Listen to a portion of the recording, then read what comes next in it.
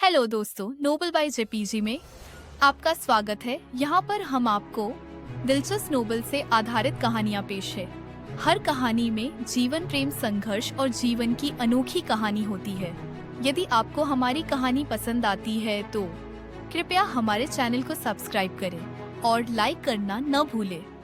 आपका समर्थन हमें और बेहतर बनाने में मदद करता है। अध्याय 281 दानव। एग्गी, क्या तुम्हें यकीन है कि यान रूयू ने एक निषिद्ध रहस्यमय तकनीक की साधना की है? हालांकि चू फैंग को नहीं पता था कि निषिद्ध रहस्यमय तकनीक क्या थी, लेकिन वह एग्गी के शब्दों से इसकी प्रभावशालीता सुन सकता था। 8, 9, 10 से ज्यादा नहीं। अगर कोई निषिद्ध रहस्यमय तकनीक की साधना करना चाहता है तो उसे विशेष नियमों का पालन करना होगा। उसने अपने शरीर की रक्षा जैद की तरह की, और यह निश्चित रूप से महज संयोग नहीं है कि आपके द्वारा उसकी पवित्रता भंग करने के बाद उसके शरीर में ऐसे परिवर्तन हुए। हालांकि आपको बहुत ज्यादा चिंतित होने की जरूरत नहीं है। उसकी वर्तमान स्थिति बुरे रास्ते पर चलने की है। वह शायद आगे नहीं जी पाएगी।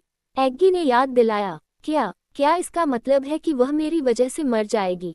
ये जानने के बाद कि उसने खुद यान रूयू को बुरे रास्ते पर जाने के लिए मजबूर किया और उसके कारण उसके मरने की भी संभावना थी, चू फैंग ने तुरंत खुद को दोषी ठहराया। भले ही वह यान रूयू को इतना पसंद नहीं करता था, लेकिन वह उसकी वजह से उसे मारना नहीं चाहता था।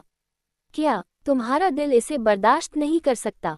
चू फैंग, तुम प्रार्थना करो कि वह बुरे रास्ते पर चलने के कारण मर जाए, वरना नहीं तो वह एक खूनी शैतान बन जाएगी और वह सबसे पहले तुम्हें मारेगी। उस पल चू फैंग को आखिरकार मामले की गंभीरता समझ में आ गई। चाहे जो भी हो, उसने कभी नहीं सोचा होगा कि यान रूयू इतना खतरनाक किरदार था जिसने एक निषिद्ध रहस्यमय तकनीक की खेती की थी। लेकिन जो पहले ही हो चुका है उस पर पछताना बेकार है। चूंकि ऐसा हुआ है, इसलिए इसका सामना करना ही होगा। ऐसा करने के बाद व्यक्ति को जिम्मेदारी लेनी होगी। इसलिए चू फैंग के लिंग्यून स्कूल में वापस आने के बाद उसने ऐसा व्यवहार नहीं किया जैसे कि कुछ हुआ ही नहीं। वह सजा की मांग करने के लिए जैड मेडेन स्कूल के प्रमुख के निवास पर आया। उस जगह पर पहुंचने के बाद चू फैंग को पता चला कि सजा मांगने की पहल करना सही था, क्योंकि कमीना बैक्सी भी वहां था। जाहिर है उसने पहले ही जैड मेडेन स्कूल के प्रमुख को सब कुछ बता दिया था। बेशक वह यान रूयू के शरीर में हुए बदलाव के बारे में कुछ नहीं जानती थी, क्योंकि उस समय वह अभी भी बेहोश थी। बैक्सी, तुम पहले जाओ, मुझे चू फैंग से कुछ बातें करनी हैं। याद रखना, रूयू के मामले के बारे में किसी से कुछ मत कहना। जैड मेडेन स्कूल की प्रमुख कुर्सी पर बैठी और बैक्सी की ओर हाथ हिलाया। जैसा आप आदेश देते हैं। बैक्सी ने धीमा होने की हिम्मत नहीं की और चू फैंग को अर्थपूर्ण ढंग से देखने के बाद वह मुड़ी और चली गई। बैक्सी के जाने के बाद जैड मेडेन स्कूल के प्रमुख ने पहले शांति से कुछ चाय पी, फिर चू फैंग को देखा, मुस्कुराए और राहत के साथ कहा, चू फैंग, अपने गलतियों को स्वीकार करने के लिए मेरे पास आने में सक्षम होना मुझे बहुत प्रसन्न करता है। क्या तुम मुझे बता सकते हो कि रूयू कहाँ गई? उस लड़की का स्वभाव बहुत उग्र है, इसलिए मुझे डर है कि वह ठीक से सोच नहीं पाएगी और कुछ बेवकूफ़ी भरी हरकतें कर देगी। उसके शब्दों से चू फैंग बता सकता था कि जैड मेडेन स्कूल का प्रमुख वास्तव में यान रूयू के बारे में काफ़ी चिंतित था, इसलिए वह वास्तव में कुछ भी छिपाना बर्दाश्त नहीं कर सका और उसने उसे सब कुछ बता दिया। ये जानने के बाद कि यान रूयू और चू फैंग ने नर और मादा के बीच की बात की, फिर उसका शरीर बदल गया और यहाँ तक कि चू फैंग के पास भी उसे पकड़ने का कोई रास्ता नहीं था। जैड मेडेन स्कूल की प्रमुख अब और शांत नहीं रह सकी। वह खड़ी हो गई और जैसे ही उसने कसकर भौहें सिकुड़ी, वह हॉल में आगे पीछे चली गई। काफी देर बाद जैड मेडेन स्कूल के प्रमुख ने चू फैंग से पूछा, चू फैंग, आपको क्या लगता है कि रूयू में इस तरह के बदलाव आने का क्या कारण है? कृपया मुझे सीधे तौर पर यह कहने के लिए माफ़ करें, लेकिन मुझे लगता है कि ये बदलाव किसी विशेष दवा के सेवन के कारण नहीं हुए हैं। ऐसा लगता है कि ये बदलाव किसी राक्षसी तकनीक में साधना के कारण हुए हैं। चू फैंग ने यह नहीं कहा कि यह एक निषिद्ध रहस्यमय तकनीक से था, क्योंकि इस महाद्वीप में ऐसे लोग अधिक थे जो राक्षसी तकनीकों को समझते और पहचानते थे, लेकिन ऐसे बहुत कम लोग थे जो निषिद्ध रहस्यमय तकनीकों के बारे में जानते थे। यदि चू फैंग ने जाकर स्कूल प्रमुख को, जो दर्जनों वर्षों से रह रहे थे, समझाया कि निषिद्ध रहस्यमय तकनीकें क्या थीं, तो निस्संदेह उसे निश्चित रूप से संदेह होगा कि चू फैंग को उन चीज़ों के बारे में कैसे पता चला, और उसे संदेह होगा कि चू फैंग के पास उसके बारे में कुछ रहस्य हैं। राक्षसी तकनीकें हुआ। चू फैंग के शब्दों को सुनने के बाद जेड मिडिल स्कूल की प्रमुख ने एक बार फिर गहराई से सोचा।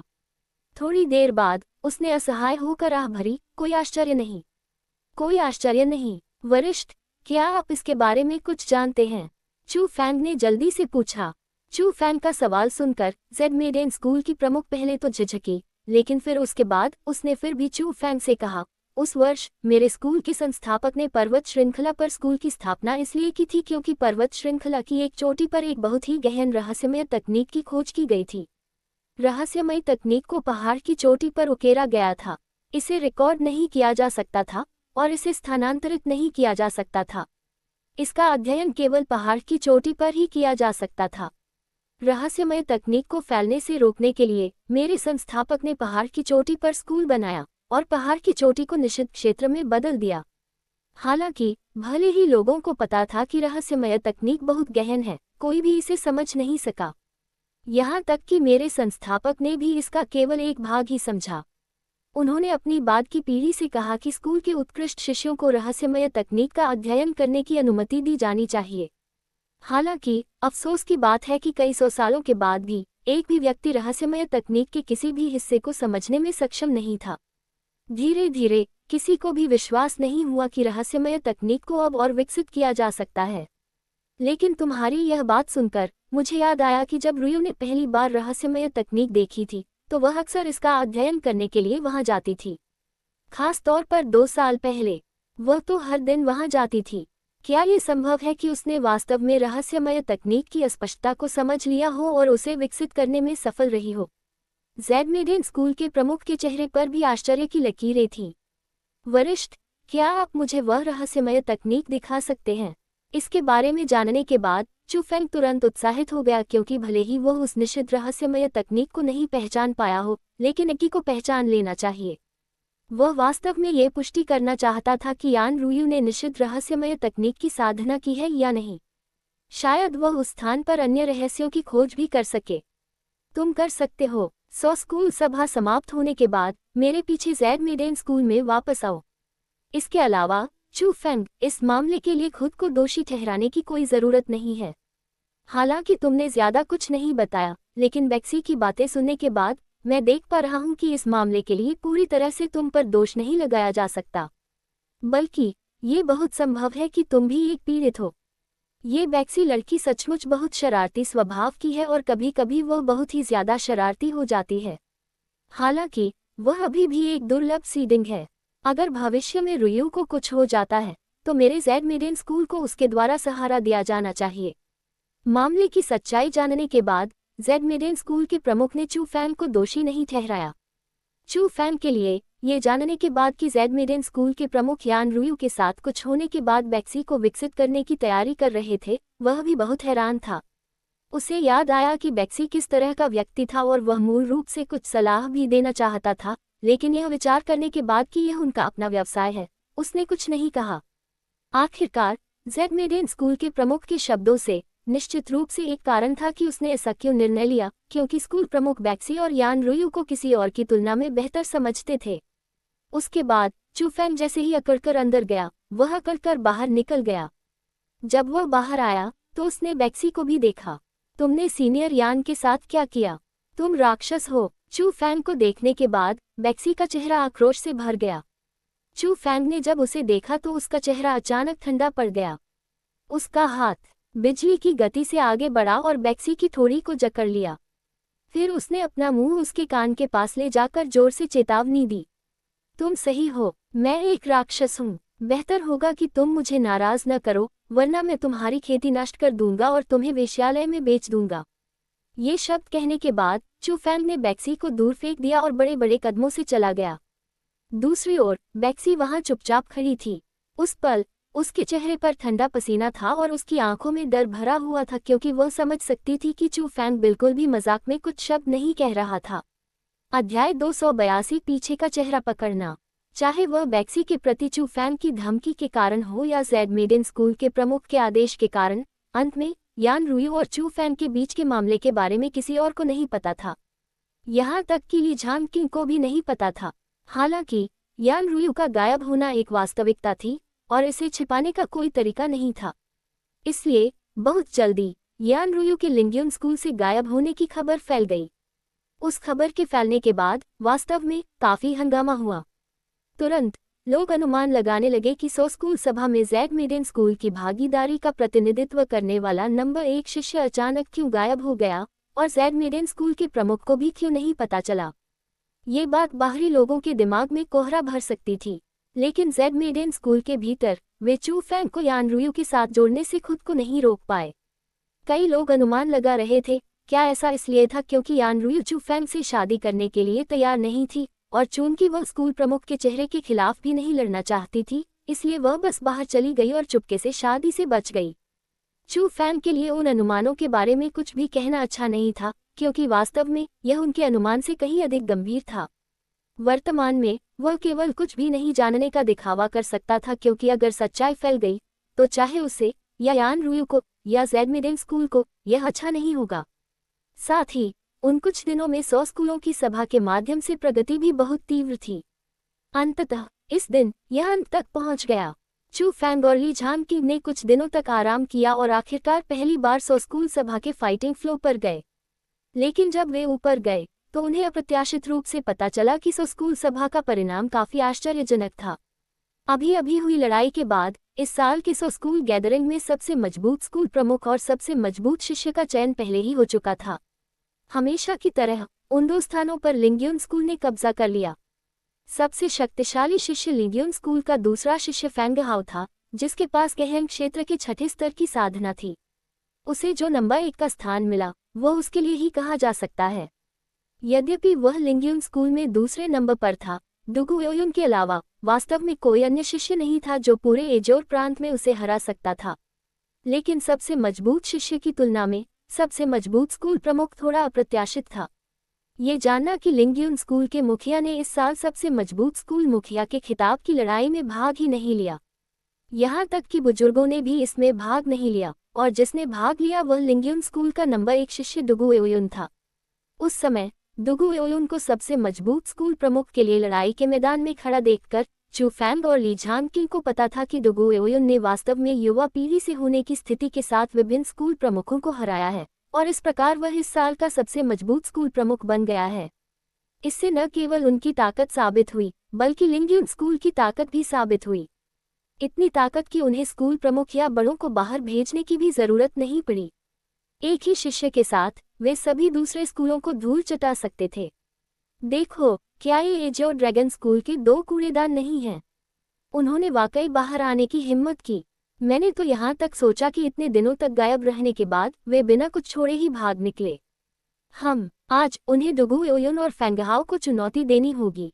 अगर वे ऐसा नहीं करते हैं तो उन्हें भयंकर श्राप मिलेंगे। ये सही है। उन्होंने क्यूई फेग्यांग के साथ अच्छे संबंधों पर भरोसा करके विशेष स्थान प्राप्त किया, लेकिन अब इसे देखते हुए क्यूई फेग्यांग ने उनकी मदद नहीं की, बल्कि उन्हें नुकसान पहुंचाया। चू फैंग और ली झानकिंग के प्रकट होने के बाद अनगिनत लोगों ने उनकी ओर घृणा भरी निगाहें खींची।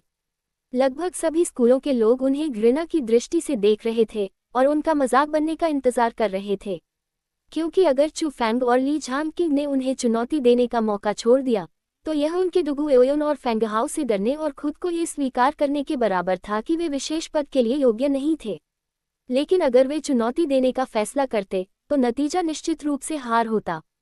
चू फैंग और लिंग्यून स्कूल के दूसरे नंबर के शिष्य फैंग हाओ के बीच ताकत के अंतर को एक तरफ रख दे, क्योंकि उसके लिए जीतना असंभव होगा। यहाँ तक कि ली झानकिंग जो डुगु एओयुन के समान ही था, क्योंकि उसके पास भी गहन क्षेत्र के 8वें स्तर की साधना थी, उसे भी उच्च नहीं माना जाता था, क्योंकि डुगु एओयुन के अंत तक खड़े रहने का मतलब था कि उसने न केवल गहन क्षेत्र के 8वें स्तर के स्कूल प्रमुखों को हराया था, इसका मतलब ये था कि उसने गहन क्षेत्र के 9वें स्तर के स्कूल प्रमुखों को भी हराया था।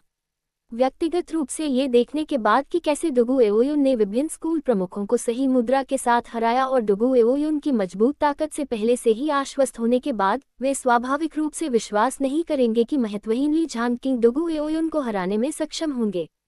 स्कूल प्रमुख ली 100 स्कूल सभा के नियमों के अनुसार आपको और चू फैंग को क्रमशः डुगु एओयुन और फैंग हाओ को चुनौती देने का अधिकार है।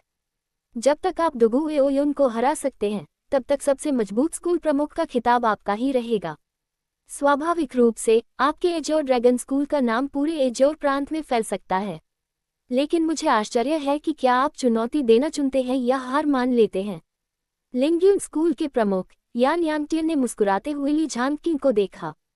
हो, चूंकि स्कूल प्रमुख यान ने इस वर्ष की स्कूल सभा में भाग नहीं लिया है, भले ही मुझे सबसे मजबूत स्कूल प्रमुख का खिताब मिले, ये केवल एक खाली खिताब है। लेकिन एक बड़े के रूप में मैं किसी जूनियर से नहीं डर सकता, है न? आखिरकार मुझे लगता है कि सबसे मजबूत स्कूल प्रमुख का खिताब स्कूल प्रमुख को ही मिलना चाहिए। अगर कोई शिष्य इसे प्राप्त करता है तो ये बहुत अच्छा नहीं है। तो मैं ली झांगक्विन चुनौती देना चुनता हूँ। तारानकन फफफ बोलने के बाद ली झांगकिंग ने छलांग लगाए और मुख्य मंच से नीचे कूद गए और लड़ाई के मैदान पर उतरे जहां डुगु एओयुन थे। यह ली झांगकिंग वास्तव में चुनौती स्वीकार करने जा रहा है। उस समय जो लोग मूल रूप से ली झांगकिंग को मजाक बनते देखना चाहते थे, वे सभी चौंक गए। खासकर स्कूल प्रमुख जो डुगु एओयुन से हार गए थे। उनके चेहरे बदल गए और उन्होंने जटिल भावनाओं को प्रकट किया, किसी और कारण से नहीं बल्कि ली झांगकिंग द्वारा अभी अभी कहे गए शब्दों के कारण।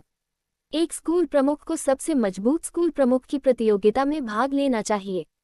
अगर उन्होंने एक शिष्य को ऐसा करने की अनुमति दी तो शिष्टाचार कहाँ चला गया? लिंग्यून स्कूल की हरकतें सभी स्कूलों और स्कूल प्रमुखों के चेहरे पर चोट कर रही थीं, और ली झांगकिंग की वर्तमान कार्रवाई स्कूल प्रमुखों के लिए कुछ सम्मान वापस पाने का प्रयास कर रही थी। स्कूल हेड ली, मुकों और लातों की कोई आंख नहीं होती, इसलिए अगर मैं तुम्हें चोट पहुंचाऊं तो कृपया मुझे माफ कर दो। डुगु एओयुन अपने हाथों को पीछे करके मंच पर खड़ा था। अहंकार और गर्व के साथ वह ली झांगकिंग को देखकर मुस्कुराया, लेकिन उसने बिल्कुल भी जूनियर की तरह व्यवहार नहीं किया। ये देखा जा सकता था कि उसने ली झांगकिंग को अपनी नज़रों में बिल्कुल भी नहीं रखा। उसे सीनियर की तरह व्यवहार करना तो दूर की बात है। मुट्ठी और लात की आंखें नहीं होती, इसलिए अगर मैं तुम्हें नुकसान पहुंचाता हूं तो कोई शिकायत मत रखना। ली झांगकिंग पहले तो उदासीनता से मुस्कुराया, फिर कुछ ही देर बाद उसका चेहरा अचानक बदल गया। उसके पैरों के नीचे एक तेज हवा चली और उसका पूरा शरीर रोशनी की एक पंक्ति में बदल गया। जब वह तेजी से आगे बढ़ा, उसकी गति बहुत तेज थी और उसके मूल शरीर को पकड़ने का कोई तरीका भी नहीं था। कोई केवल उसके द्वारा छोड़े गए धुंधलेपन को ही देख सकता था। यह एक गहन रैंक 6 शारीरिक मार्शल कौशल था। हालांकि एजियो ड्रैगन स्कूल के शिष्यों ने अभी तक इसे विकसित नहीं किया था, लेकिन ली झांगकिंग जो मार्शल कौशल की देखभाल करते थे, उन्हें पहले से ही गहराई से समझ चुके थे और उन्होंने उन्हें अत्यंत शुद्धता की स्थिति में अत्यंत स्पष्ट रूप से समझा। हुश हुश हुश ली झांगकिंग के कई शरीर एक पंक्ति में बन गए और वे एक लंबे मानव ड्रैगन बन गए, क्योंकि उन्होंने डुगु एओयुन को घेर लिया और जल्दी से उसके चारों ओर घूम गए। उसकी ताकत वाकई काफी भयानक थी। ली झांगकिंग ने वास्तव में इतनी गहन तकनीक को समझ लिया है। क्या एजियो ड्रैगन स्कूल पहले दूसरे दर्जे का स्कूल नहीं था? ये कैसे संभव है कि उसके पास इतना शक्तिशाली मार्शल कौशल था? प्रभावशाली। कोई आश्चर्य नहीं कि वह ऐसा माहौल बना रहा है। ये पता चला है कि ली झांगकिंग एक ऐसा व्यक्ति है जिसने अपनी क्षमताओं को काफी गहराई से छुपाया है। ली झांगकिंग ने जिस शारीरिक मार्शल कौशल का सफलतापूर्वक प्रदर्शन किया, उसने सभी को चौंका दिया। उनकी आंखें चमक उठी और उन्हें लगा कि उन्होंने ली झांगकिंग को थोड़ा कम आंका है। हालांकि आसपास के दर्शकों की तुलना में डुगु एओयुन जहां था वही खड़ा था, जैसे कि वह इन सब से असंबंधित था। उसने ली झांगकिंग की ओर देखा तक नहीं और उसके मुंह के कोने पर तिरस्कार की मुस्कान लटकी हुई थी। अध्याय 283 दोनों भुजाओं को फाड़ना। वरिष्ठ ली, इधर उधर चमकना बंद करो और जल्दी से हमला करो। अगर तुम आज मुझे छू भी सको तो तुम जीत जाओगे। डुगु एओयुन ने तिरस्कार से मुस्कुराया। क्या घमंडी बदमाश है, आज मैं तुम्हें अपने एजियो ड्रैगन स्कूल के तरीकों का अनुभव करवाऊंगा। ली झांगकिंग ने ठंडी सांस ली। अचानक वह भ्रामक आकृतियों की परतों के साथ प्रकाश की एक पंक्ति बन गया और उसने डुगु एओयुन पर हमला कर दिया। फुसफुसाहट, लेकिन जैसे ही ली झांगकिंग डुगु एओयुन को छूने जा रहा था, उसका शरीर थोड़ा सा बगल की ओर झुक गया और ली झांगकिंग के हमले को आसानी से चकमा दे दिया गया। इतनी जल्दी नहीं, जल्दी आओ। हमले से बचने के बाद डुगु एओयुन ने मुस्कुराते हुए मजाक में कहा।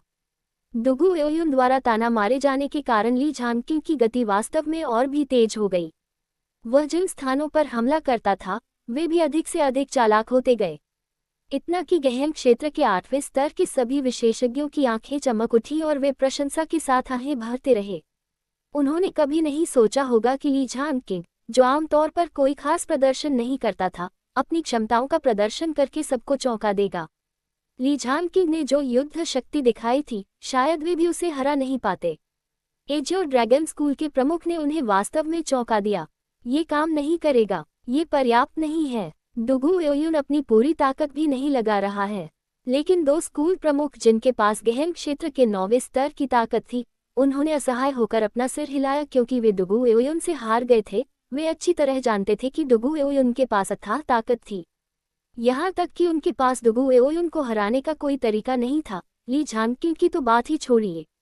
दरअसल ली झानकिंग के हमले और भी ज्यादा और भयंकर होने के बावजूद डुगू एओयुन ने अपने हाथ पीछे रखे हुए थे और वह जहाँ था वहीं खड़ा था। जब भी ली झानकिंग हमला करता तो वह आसानी से चकमा दे सकता था। कभी कभी वह ली झानकिंग की तरफ देखता भी नहीं था। वह पूरी तरह से अपने अंतर्ज्ञान और प्रतिक्रियाओं पर निर्भर था। अभी भी ये पर्याप्त तेज नहीं है। क्या तुम और भी तेजी से आ सकते हो? तुम्हें इस गति से अपने जीवन में मुझे छूने के बारे में सोचना भी नहीं चाहिए, डुगू एओयुन ने व्यंग्य करते हुए कहा। ताओ उसी क्षण ली झानकिंग ने अचानक हिलना बंद कर दिया। उसका शरीर आखिरकार सबके सामने आ गया। हालांकि उसका वर्तमान चेहरा थोड़ा पीला था और वह बड़ी बड़ी सांसें ले रहा था और पसीने की बड़ी बड़ी बूंदें नीचे गिर रही थीं। ये देखा जा सकता था कि भले ही उसने पहले जो शारीरिक मार्शल कौशल का इस्तेमाल किया था वह काफी अद्भुत था, फिर भी उसने बहुत कम मात्रा में शक्ति बर्बाद की। लेकिन फिर भी ली झानकिंग ऐसा नहीं लग रहा था कि वह जरा भी पीछे हटने वाला था, बल्कि उसकी निगाहों में संकल्प और दृढ़ संकल्प का भाव उभर आया और उसने डुगू एओयुन से कहा, तुम्हें लगता है कि मैं तुम्हें छू नहीं सकता? अभी मैं तुम्हें दिखाता हूं कि मैं तुम्हें छू सकता हूं या नहीं। अचानक ली झानकिंग ने अपनी दोनों भुजाएं फैला दी और उसके शरीर से असीम गहन शक्ति का विस्फोट हुआ। ये हवा में उठी, फैली और उसके बाद गहन शक्ति तेजी से संघनित हुई और बहुत जल्दी ठंडी चमक वाली असंख्य तीखी तलवारें प्रकट हुईं। वहां और भी ज्यादा तेज तलवारें थीं और वे धीरे धीरे ली झानकिंग के इर्द गिर्द तैर रही थीं। कुछ मोटे अनुमानों के अनुसार वहां कम से कम कई हजार तेज तलवारें थीं जो गहन शक्ति द्वारा संघनित थीं। हर एक तलवार जंगली जानवर की तरह थी जो अपनी ताकत जुटाकर हमला करने के लिए तैयार थी। वे हवा में कांपते रहे, मानो वे खून की अपनी इच्छाओं को बर्दाश्त नहीं कर पा रहे थे। 10,000 तलवारें संप्रदाय में वापस आ गईं। अचानक ली झानकिंग ने अपनी दोनों भुजाएं फैला दी और उसकी हथेलियां तलवारों की तरह थीं जो डुगू एओयुन की ओर इशारा कर रही थीं। उसके चारों ओर मंडराती हुई हजारों तीखी तलवारें प्रकाश की कई हजार पंक्तियों में बदल गईं। उल्का वर्षा की तरह वे डुगू एओयुन की ओर उड़ गईं। ओह ओह ओह, अब तुम अपनी असली शक्ति दिखा रहे हो, लेकिन दुख की बात है कि यह अभी भी बेकार है। डुगू एओयुन हल्के से मुस्कुराया, फिर उसके बाद उसका शरीर चमक उठा और वह धुंधला हो गया क्योंकि वह हजारों तलवारों के बीच तेजी से चमकने लगा। हुश हुश हुश तलवारें ली झानकिंग की उंगली की हरकत का अनुसरण करती हैं। अगर वह अपनी दोनों उंगलियों से उस ओर इशारा करता है तो हजारों तलवारें उस ओर दौड़ती हैं। जैसे ही वे उसकी उंगलियों का अनुसरण करती हैं, वे असीम गहन शक्ति का एक घेरा बन जाती है जो डुगू एओयुन को घेर लेती है। लेकिन यह अभी भी बेकार था। डुगू एओयुन के शारीरिक तरीके बहुत अजीब थे। न केवल वह हजारों तलवारों से बचने में सक्षम था, बल्कि एक भी तलवार उसके शरीर को छूने में सक्षम नहीं थी। उस स्थिति में सभी ने प्रशंसा में आह भरी और देखा। वे अपनी आंखों के सामने के दृश्य को देखकर बहुत स्तब्ध थे। ली झानकिंग जिस मार्शल कौशल का उपयोग कर रहा था वह रैंक 6 का था और यह रैंक 6 मार्शल कौशल के भीतर एक उच्च गुणवत्ता वाला मार्शल कौशल था। ली झानकिंग ने इसका इस्तेमाल इतनी अच्छी तरह से किया था और उससे बेहद भयानक शक्ति प्रदर्शित हुई थी। हालांकि ऐसा कोई भी युद्ध कौशल डुगू एओयुन को छू नहीं पाया। इससे डुगू एओयुन की दुर्जयता का पता चलता है। वह युवक जो ली झानकिंग जैसा ही था, जिसके पास गहन क्षेत्र के 8वें स्तर की साधना भी थी, उसके पास ली झानकिंग से भी अधिक शक्तिशाली युद्ध शक्ति थी। फुसफुसाहट अचानक हजारों तलवारों के बीच से एक धुंधली सी चमक निकली और एक रोशनी की तरह वह सीधे ली झानकिंग की ओर बढ़ी। बकवास, ये देखकर चू फैंग ने मन ही मन कोसा क्योंकि उसे धुंधलेपन में हत्या का इरादा महसूस हुआ। लेकिन इससे पहले कि वह उसकी मदद के लिए आगे बढ़ पाता, उसे भारी दबाव ने घेर लिया और वह बिल्कुल भी हिल नहीं सका। युवक, जब दूसरे लड़ रहे हों तो तुम्हें हस्तक्षेप नहीं करना चाहिए। ये सबसे बुनियादी नियम है, तुम्हें समझना चाहिए, है न? अपना सिर बगल की ओर घुमा कर देखा। लिंग्यून स्कूल के प्रमुख यान यांगटिन चू फैंग को देखते हुए मुस्कुरा रहे थे। चू फैंग को घेरने वाला दबाव उसके शरीर से आ रहा था। यह आदमी सचमुच स्वर्गलोक में प्रवेश कर गया। चू फैंग ने अपनी भौहें सिकोड़ ली क्योंकि वह उस दबाव का विरोध नहीं कर सकता था। उसके भीतर कुछ ऐसी शक्ति समाहित थी जो अतुलनीय थी। ये शक्ति गहन शक्ति से बढ़कर थी और चू फैंग जानता था कि यह बहुत संभव है कि वह रहस्यमय और मजबूत शक्ति स्वर्ग की शक्ति हो, जिसका ये भी मतलब था कि यान यांगटियन वास्तव में स्वर्ग के दायरे में प्रवेश कर गई थी। तारांकन टकराना। उसी समय धुंध पहले से ही ली झानकिंग के सामने आ गई और डुगु एओयुन बन गई। उसने आगे बढ़कर ली झानकिंग की बांह को कसकर पकड़ लिया, फिर ठंडी मुस्कान के साथ कहा, वरिष्ठ ली, यह अंत है। बोलने के बाद डुगु एओयुन ने अचानक नीचे खींच लिया। एक चीरने वाली आवाज के बाद डुगु एओयुन ने ली झानकिंग की दोनों भुजाएं जबरन फाड़ दी। जमीन पर बड़ी मात्रा में खून बिखरा हुआ था। School head. ये देखकर चू फैंग का चेहरा एकदम बदल गया। वह गुस्से से चिल्लाया और वह पहले तो जल्दी से ऊपर जाना चाहता था, लेकिन वह उस असीम दबाव के बारे में कुछ नहीं कर सकता था क्योंकि वह अभी भी उसे घेरे हुए था, जिसके कारण वह हिलने में असमर्थ था। चू फैंग, जल्दबाजी में काम मत करो, मैं नहीं मरूंगा। चू फैंग की चीख सुनने के बाद ली झानकिंग ने अपनी बाहों के फट जाने के दर्द को सहन किया और उसे आश्वस्त करने के लिए बोला, अरे ओफ, माफ करना सीनियर ली, मैंने कभी नहीं सोचा था कि आपकी बूढ़ी हड्डियां इतनी कमजोर होंगी। मैंने बस हल्का सा खींचा और इससे आपको चोट लग गई। लेकिन चिंता मत करो, मेरे लिंगियन स्कूल में सबसे अच्छी दवाइयाँ और सबसे अच्छे डॉक्टर हैं। वे तुम्हारी टूटी हुई भुजाओं को ठीक कर पाएंगे। डुगु एओयुन ने ली झानकिंग की भुजाएं पकड़ ली और हंसी से कहा, तारांकन फफफ। ठीक उसी समय ज़ेडमेडेन स्कूल की प्रमुख लड़ाई के मैदान में दौड़ी। उसने सबसे पहले ली झानकिंग की बाहें डुगु एओयुन से छीन ली, फिर उसने ली झानकिंग को सहारा दिया और डुगु एओयुन पर ठंडे स्वर में चिल्लाया, हटो वरना मैं तुम्हें नहीं मारूंगी।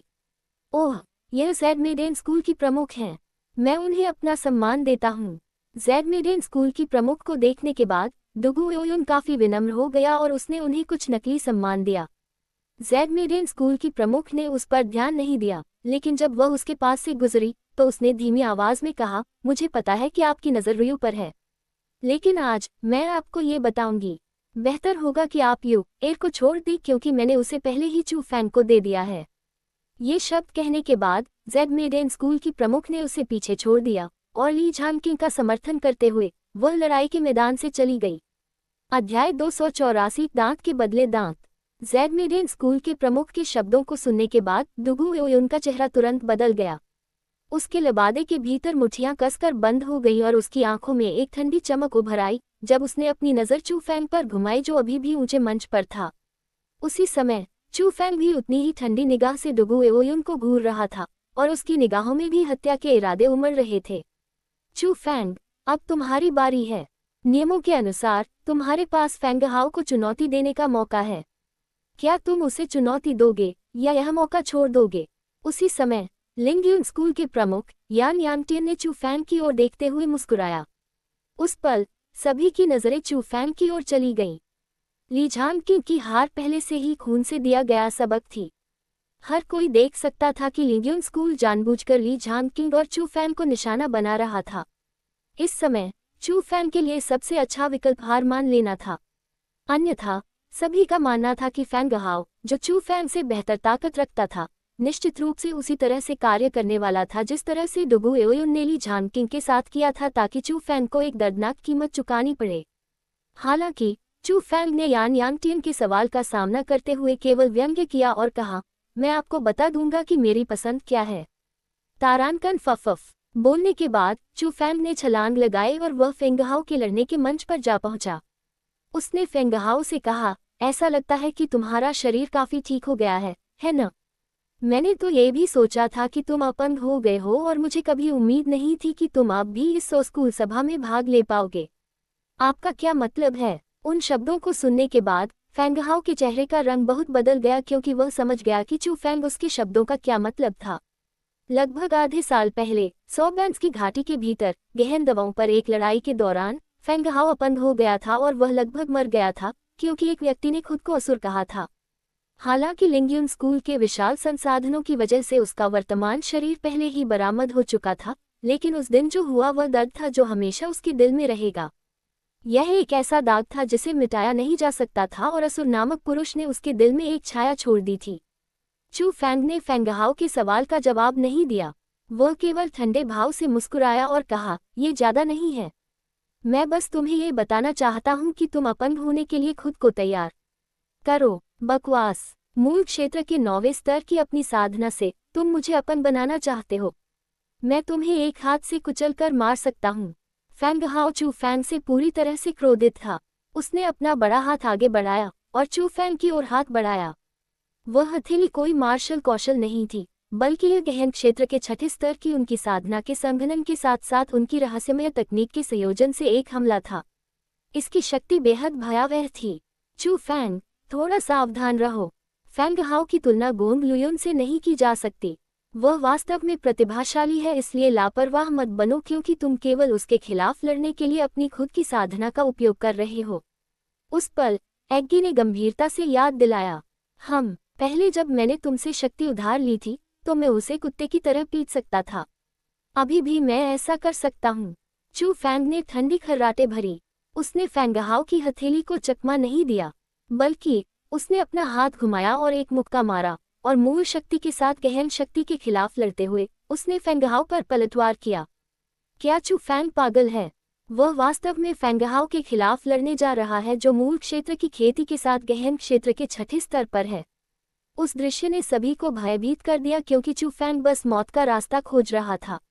दूसरी ओर बैक्सी और जेड मेडेन स्कूल के अन्य लोग, तलवार रहित स्कूल के प्रमुख, साथ ही तलवार रहित स्कूल के नंबर 1 शिष्य नांगोंग जियो जटिल निगाहों से चू फैंग को घूर रहे थे। जिन लोगों ने चू फैंग की सुपर मजबूत युद्ध शक्ति देखी थी, वे वास्तव में जानना चाहते थे कि चू फैंग की ताकत किस स्तर तक पहुंच गई थी और क्या वह लिंग्यून स्कूल के नंबर 2 शिष्य के खिलाफ लड़ने में सक्षम था।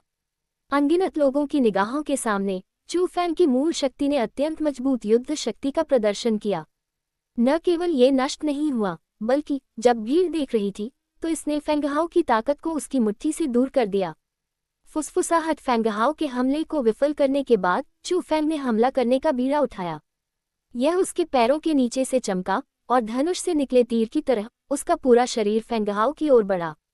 तुम सचमुच मरना चाह रहे हो? ये देखकर फेंगहाओ ने खुद को और नहीं रोका। उसके शरीर से गहन शक्ति हिंसक रूप से बाहर निकली और असंख्य विशाल गहन शक्ति हाथों में बदल गई। विशाल हाथ आगे बढ़े और चू फैंग पर पंजे और पटकने लगे। तुम्हें लगता है कि तुम इस छोटी सी विधि से मुझे रोक पाओगे? चू फैंग का गुस्सा आसमान छू रहा था और उसके मन में पीछे हटने का जरा भी इरादा नहीं था। वह हमेशा की तरह आगे बढ़ता रहा और जैसे ही उसने उच्च स्तरीय रहस्यमय तकनीक का संचालन किया, उसके शरीर की युद्ध शक्ति फिर से बढ़ गई और वह पहले से ही गहन क्षेत्र के पहले स्तर के करीब पहुंच गया। इसके बाद उसने अपने एक हाथ को मुट्ठी में बांध लिया और एक सुनहरे रंग का बड़ा ब्लेड उसके हाथ में आ गया। उसने आगे बढ़ते हुए विशाल हाथ की ओर वार किया और जैसे ही सुनहरी रोशनी टिमटिमाने लगी, उसके आगे लगातार बढ़ते हुए विशाल हाथ कट गए। हेवंस! ये चू फैंग वास्तव में फेंगहाओ के चारों ओर लड़ सकता है जो मूल क्षेत्र के 9वें स्तर की खेती के साथ गहन क्षेत्र के 6ठे स्तर पर है। ये सही नहीं है। इतना ही नहीं, चू फैंग स्पष्ट रूप से केवल रैंक 5 मार्शल कौशल का उपयोग कर रहा है, लेकिन फेंगहाओ लिंग्यून स्कूल से प्रसिद्ध रैंक 6 मार्शल कौशल 10,000 मकड़ी हाथ का उपयोग कर रहा है। दोनों मार्शल कौशल के बीच शक्ति का अंतर बहुत बड़ा होना चाहिए, लेकिन चू फैंग इस समय अपने रैंक 5 मार्शल कौशल के साथ फेंगहाओ के रैंक 6 मार्शल कौशल पर दबाव डाल रहा है। चू फैंग के पास इतनी भयानक युद्ध शक्ति कैसे हो सकती है? चू फैंग ने जो ताकत दिखाई उससे सभी लोग दंग रह गए।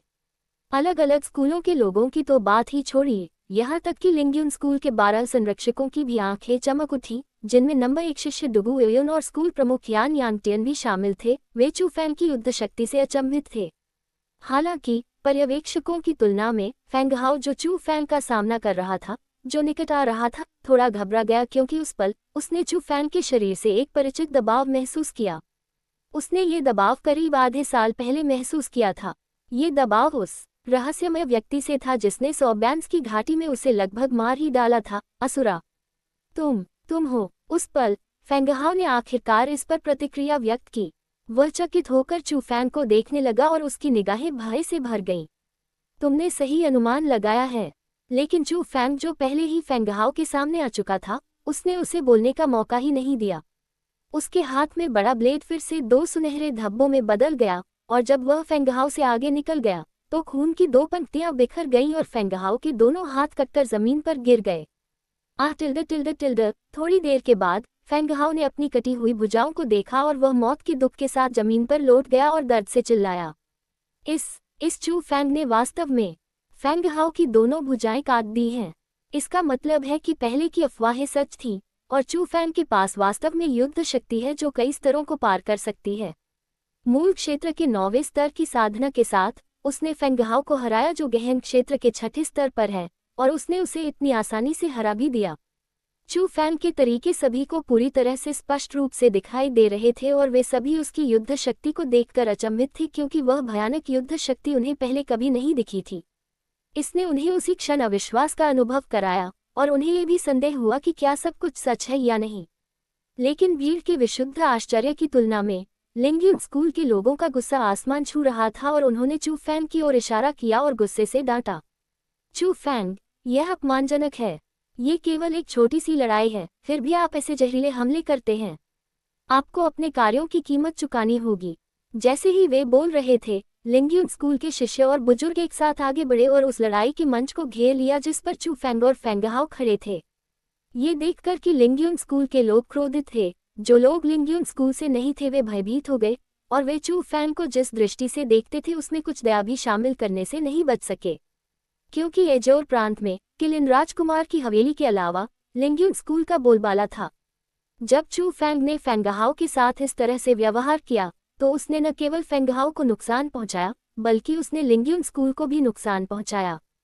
स्वाभाविक रूप से वे उसे इतनी आसानी से जाने नहीं देंगे, इसलिए सभी को लगा कि चू फैंग के लिए कोई आपदा आने वाली है। लेकिन दर्शकों की चिंताओं की तुलना में चू फैंग जो घिरा हुआ था जरा भी डरा हुआ नहीं था। उसने घृणा से कहा, ये तो दांत के बदले दांत है।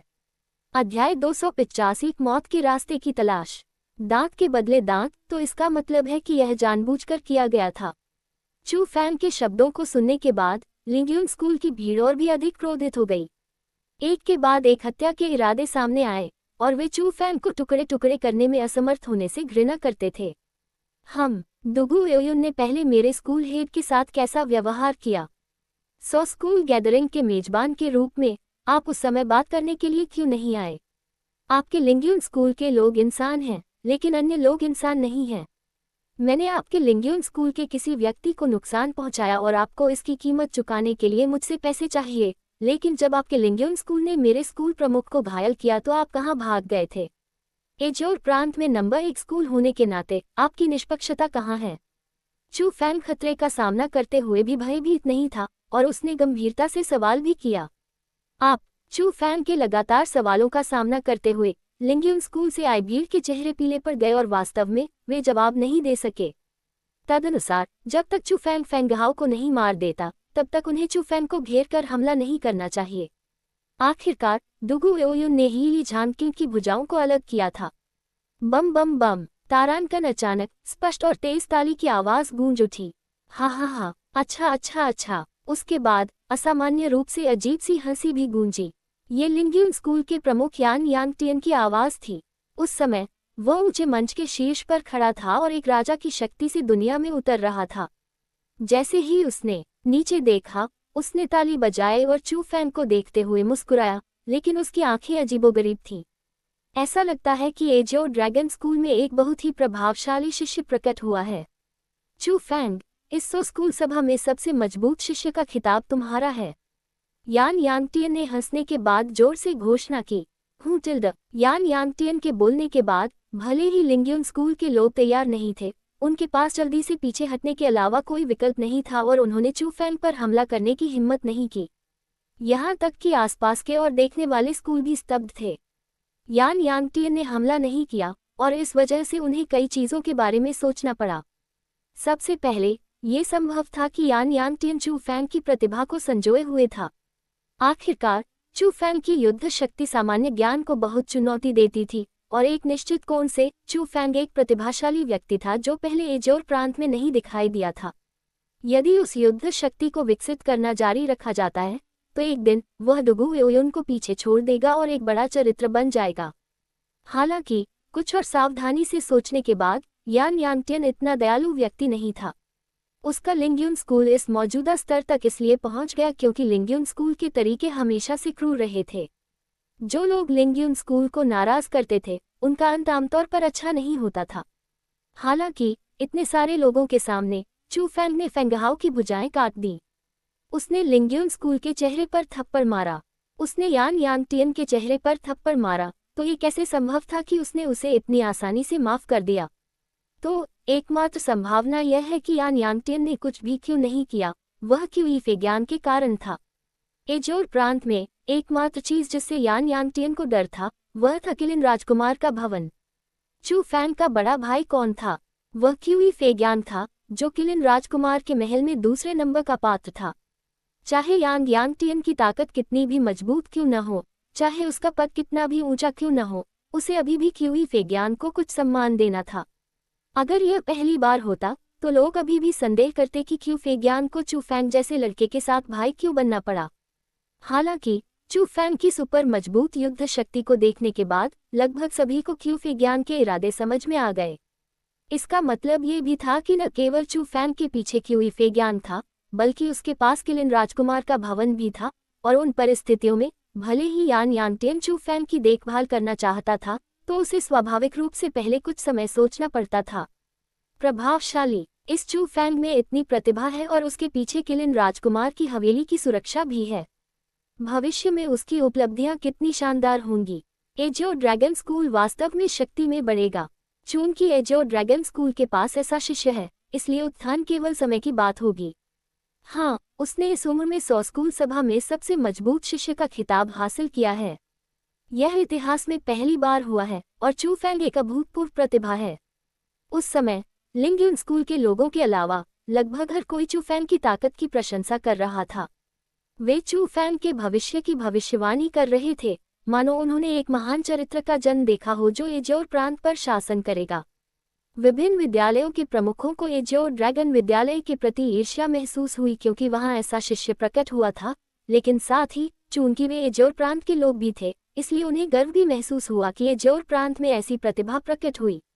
लगभग सभी ने चू फैंग से अपने पिछले पूर्वाग्रहों को दूर कर दिया क्योंकि उनकी आंखों में सदमे के अलावा और कुछ नहीं बचा था। चू फैंग ने पहले ही अपनी ताकत का इस्तेमाल करके सभी को ये साबित कर दिया था कि वह कचरा नहीं है। वह एक प्रतिभाशाली व्यक्ति था। नहीं, सबसे मजबूत शिष्य का खिताब खाली है। मैं, चू फैंग, यह नहीं चाहता। लेकिन ठीक उसी समय उसने नापसंदगी के कारण शीर्षक को दूर धकेल दिया क्योंकि वह बोल रहा था। क्या चू फैंग सबसे मजबूत शिष्य का खिताब नहीं चाहता है? बोलने के बाद ऐसा लगा जैसे उनके कानों के पास एक भयावह गड़गड़ाहट हुई और इससे वहां मौजूद सभी लोग बहुत हैरान हो गए। अनगिनत शिष्यों के सपनों में सबसे मजबूत शिष्य होने की इच्छा रखने वाले खिताब को चू फैंग ने अनचाहा कर दिया था। वह क्या कर रहा था? चू फैंग, तुम्हारा क्या मतलब है? यान यांगटियन ने हल्के से अपनी भौहें सिकोड़नी और पूछने के लिए बोला। चूंकि यह उपाधि सबसे मजबूत शिष्य के रूप में नामित की गई है, इसलिए निश्चित रूप से यह एजियोर प्रांत के सभी स्कूलों में से सबसे मजबूत शिष्य के लिए होगी। हालांकि दुगु एओयुन आपके लिंग्यून स्कूल के नंबर 1 शिष्य के रूप में मेरे खिलाफ नहीं लड़ा है, इसलिए सबसे मजबूत शिष्य का मेरा खिताब खोखला है। अगर मैं इसे नहीं लेता तो कोई बात नहीं। चू फैंग ने दुगु एओयुन को देखा जो वर्तमान में यान यांगटियन के बगल में खड़ा था। हाँ, चू फैंग, तुम मुझे चुनौती दे रहे हो। दुगु एओयुन जोर से हंसा और उसकी हंसी में तिरस्कार और उपहास था। मैं, चू फैंग, तुम्हें चुनौती दूंगा। दुगु एओयुन, क्या तुम मेरे खिलाफ लड़ने के लिए नीचे आने की हिम्मत रखते हो? चू फैंग की निगाहें मशाल की तरह थी क्योंकि उसने दुगु एओयुन की ओर इशारा किया और जोर से चिल्लाया। हे भगवान, क्या चू फैंग पागल हो गया है? वह वास्तव में दुगु एओयुन को चुनौती देने जा रहा है। चू फैंग के बोलने के बाद दृश्य में मौजूद लगभग सभी लोगों के चेहरे काफी बदल गए और वे चकित रह गए। दुगु एओयुन के पास किस स्तर की ताकत थी? वह चरित्र था जिसने एजियोर प्रांत के विभिन्न स्कूल प्रमुखों को हराया और सबसे मजबूत स्कूल प्रमुख का खिताब हासिल किया। भले ही चू फैंग के पास बेहतर प्रतिभा थी, फिर भी उसकी साधना अभी भी मूल क्षेत्र में ही थी। वह बहुत पागल हो सकता था क्योंकि उसने दुगु एओयुन को चुनौती दी थी क्योंकि वह फेंगहाओ से अलग था। उसे सार्वजनिक रूप से एजियोर प्रांत में नंबर 1 प्रतिभा के रूप में मान्यता दी गई थी। यहाँ तक कि विभिन्न स्कूल प्रमुख भी उसे हरा नहीं पाए और वह प्रोफाउंड क्षेत्र में लगभग अजेय था। कुछ लोगों को तो ये भी संदेह था कि डुगु एयुन लिंग्युन स्कूल के प्रमुख और किलिन राजकुमार के महल के स्वामी के अलावा एजोर प्रांत का सबसे शक्तिशाली व्यक्ति था। यहाँ तक कि स्कूल प्रमुख भी ऐसे व्यक्ति से डरते थे, फिर भी चू फैंग उसे चुनौती देना चाहता था। स्वाभाविक रूप से इससे लोगों को अंतहीन झटका लगा और उनके लिए इसे स्वीकार करना कठिन हो गया। हाँ, वाकई बेशर्मी से बड़े शब्द। क्या ये भी संभव है कि मैं, डुगु एयुन, तुमसे डरता हूँ? डुगु एयुन ने ठंडी मुस्कान दी और उसके बाद वह चमक गया और धुंधला हो गया। वह उस लड़ाई के मंच की ओर बढ़ा जिस पर चू फैंग था और चू फैंग के सामने खड़ा हो गया। अगर हम लड़ने जा रहे हैं तो इसे थोड़ा और दिलचस्प क्यों न बनाया जाए? आज मैं और तुम सभी स्कूल प्रमुखों के सामने एजोर प्रांत में सबसे मजबूत शिष्य के खिताब के लिए लड़ेंगे। जीतने वाले को गौरव प्राप्त होता है और हारने वाला अपनी खुद की साधना को नष्ट कर देता है। तुम क्या सोचते हो? चू फैंग ने बारीकी से पूछा। हे भगवान, वह पागल है, वह पूरी तरह से पागल हो गया है। उस पल लगभग हर कोई ठंडी हवा की सांस लेने से खुद को रोक नहीं सका और वे चू फैंग के शब्दों से गहराई से उत्तेजित हो गए। चू फैंग न केवल डुगु एओयुन को चुनौती दे रहा था, जिसके पास गहन क्षेत्र के 8वें स्तर की साधना थी, बल्कि उसने ये नियम भी बनाया कि हारने वाले को अपनी साधना नष्ट करनी होगी। क्या वह सिर्फ अपने लिए गड्ढा खोदकर उसमें वापस गिरने और मौत का रास्ता तलाशने की कोशिश नहीं कर रहा था? अध्याय 286 प्रतिभाओं का टकराव। अपनी ही खेती को नष्ट कर दोगे? तुम्हें लगता है कि तुम मुझसे इस तरह बात करने के योग्य हो? तुम्हें लगता है कि तुम मेरे साथ ऐसी शर्त लगाने के योग्य हो? डुगु एओयुन ने चू फैंग को घृणा से देखा, मानो वह किसी चींटी को देख रहा हो जिसे कभी भी कुचलकर मारा जा सकता है। अगर हिम्मत नहीं है तो कह दो, ऐसी बकवास बोलने की कोई जरूरत नहीं है। चू फैंग ने अपनी दोनों बाहें फैला दी और कंधे उचका दिए, जबकि उसके चेहरे पर तिरस्कार लिखा हुआ था। हिम्मत मत करो। तुम्हें लगता है कि मैं तुम्हारे जैसे बदमाश से डर जाऊंगा? कोई बात नहीं, अपनी खुद की साधना को नष्ट करो। आज मैं तुम्हारी वह इच्छा पूरी करूंगा। डुगु एओयुन ने ठंडी सांस ली, फिर गहन क्षेत्र के 8वें स्तर का दबाव बाहर निकल गया और इसने तुरंत चू फैंग को अपनी चपेट में ले लिया। जब उस निराकार दबाव ने उसे घेर लिया तो चू फैंग ने तुरंत विशाल शक्ति को महसूस किया। डुगु एओयुन द्वारा उत्सर्जित दबाव छोटा नहीं था और यह बस ऐसा था जैसे चू फैंग के कंधों पर एक निराकार विशाल पर्वत दबाया गया था और चू फैंग के लिए आधा कदम भी चलना मुश्किल था। यदि तुम अपनी खेती को नष्ट करना चाहते हो तो मैं तुम्हारी यह इच्छा पूरी करूंगा, लेकिन तुम्हें इसे स्वयं नष्ट करने की कोई आवश्यकता नहीं है। मैं तुम्हारी मदद करूंगा। डुगु एओयुन लगातार उपहास करता रहा और उसी समय उत्सर्जित दबाव ने उसे एक के बाद एक परत में जकड़ लिया और यह और भी मजबूत होता गया। अरे यार, इस आदमी की ताकत अप्रत्याशित रूप से बहुत मजबूत है। लगातार दबाव के कारण चू फैंग का पसीना बारिश की तरह गिरने लगा और उसके दोनों पैर भी धीरे धीरे मुड़ने लगे। गहन क्षेत्र के 8वें स्तर पर होने के कारण डुगु एओयुन की शक्ति वास्तव में लिन रैन, ली झानकिंग और अन्य लोगों से कहीं अधिक थी। जब उसने डुगु एओयुन का सामना किया, जिसके पास वह शक्ति थी, तो चू फैंग के पास मूल क्षेत्र के 9वें स्तर की अपनी स्वयं की साधना के साथ डुगु एओयुन के विरुद्ध लड़ने के लिए वास्तव में कोई स्थान नहीं था। अंतर बहुत बड़ा है। हालांकि यह प्रतिभाशाली लोगों के बीच का मुकाबला है, लेकिन दायरे के साथ साथ 8 स्तरों में भी अंतर है। यह कोई प्रतियोगिता भी नहीं है। चू फैंग बहुत ही अतार्किक है। मैं ली झानकिंग से बदला लेने की उसकी इच्छा को समझता हूँ, लेकिन ऐसी परिस्थितियों में जब वह जीत नहीं सकता तो वह डुगु एओयुन के साथ इस तरह की शर्त लगाकर बस मरना चाहता है। चू फैंग डुगु एओयुन के दबाव से दब रहा था और हर कोई ये देख सकता था। दोनों लोगों के बीच ताकत का अंतर बहुत बड़ा था और चू फैंग के पास किसी भी हमले का जवाब देने का कोई मौका भी नहीं था। ये लड़ाई वैसी ही हुई जैसी भीड़ ने कल्पना की थी। मुक्का मारने से पहले ही नतीजा तय हो गया था। ये समाप्त हो गया है। अभी मैं तुम्हारी साधना को नष्ट कर दूंगा। डुगु एओयुन ने अपने हाथों में जीत का टिकट पकड़ रखा था और उसकी निगाह में हत्या की भावना उभर आई थी। उसके बाद पहले से कई गुना ज्यादा दबाव उसके शरीर से हिंसक रूप से बाहर निकला। एक निराकार विशाल लहर की तरह ये चू फैंग की ओर बढ़ रही थी। दबाव की वह लहर वास्तव में बहुत मजबूत थी। अगर यह चू फैंग पर पड़ती तो यह चू फैंग को जबरदस्ती खून के तालाब में गिरा सकती थी। डुगु एओयुन अपनी साधना को कैसे नष्ट कर रहा था? वह बस हत्या करने का इरादा रखता था और वह चू फैंग की जान लेने की योजना बना रहा था। उस समय बहुत से लोग अपने दिल में छुपकर आहें भर रहे थे। उन्हें चू फैंग जैसे दुर्लभ प्रतिभाशाली व्यक्ति पर दया आ रही थी। उन्हें लगा कि उसे अपने गुस्से के आगे झुककर डुगु एओयुन को चुनौती नहीं देनी चाहिए थी, जिसकी वजह से उसका शानदार भविष्य खत्म हो गया और साथ ही उसकी जिंदगी भी खत्म हो गई। लेकिन जब सभी को लग रहा था कि चू फैंग निस्संदेह मर चुका है, तो चू फैंग के शरीर से अचानक और भी अधिक शक्तिशाली आभा फूट पड़ी। वह आभा आसमान तक उठी और हवा में छा गई, मानो वह अजेय हो। फिर उसने डुगु एओयुन के दबाव को इंच इंच करके दूर कर दिया और उसे दूर ले गया। उस पल लगभग सभी के चेहरे पर बहुत बड़ा बदलाव आया। चू फैंग को देखने वालों की निगाहें सदमे से भर गई थीं, क्योंकि अब चू फैंग जो उत्सर्जित कर रहा था वह मूल शक्ति नहीं बल्कि गहन शक्ति थी। चू फैंग ने गहन क्षेत्र में प्रवेश किया और उसके पास गहन क्षेत्र के तीसरे स्तर की साधना भी थी। क्या हुआ? चू फैंग की साधना अचानक मूल क्षेत्र के 9वें स्तर से गहन क्षेत्र के तीसरे स्तर तक कैसे पहुंच गई?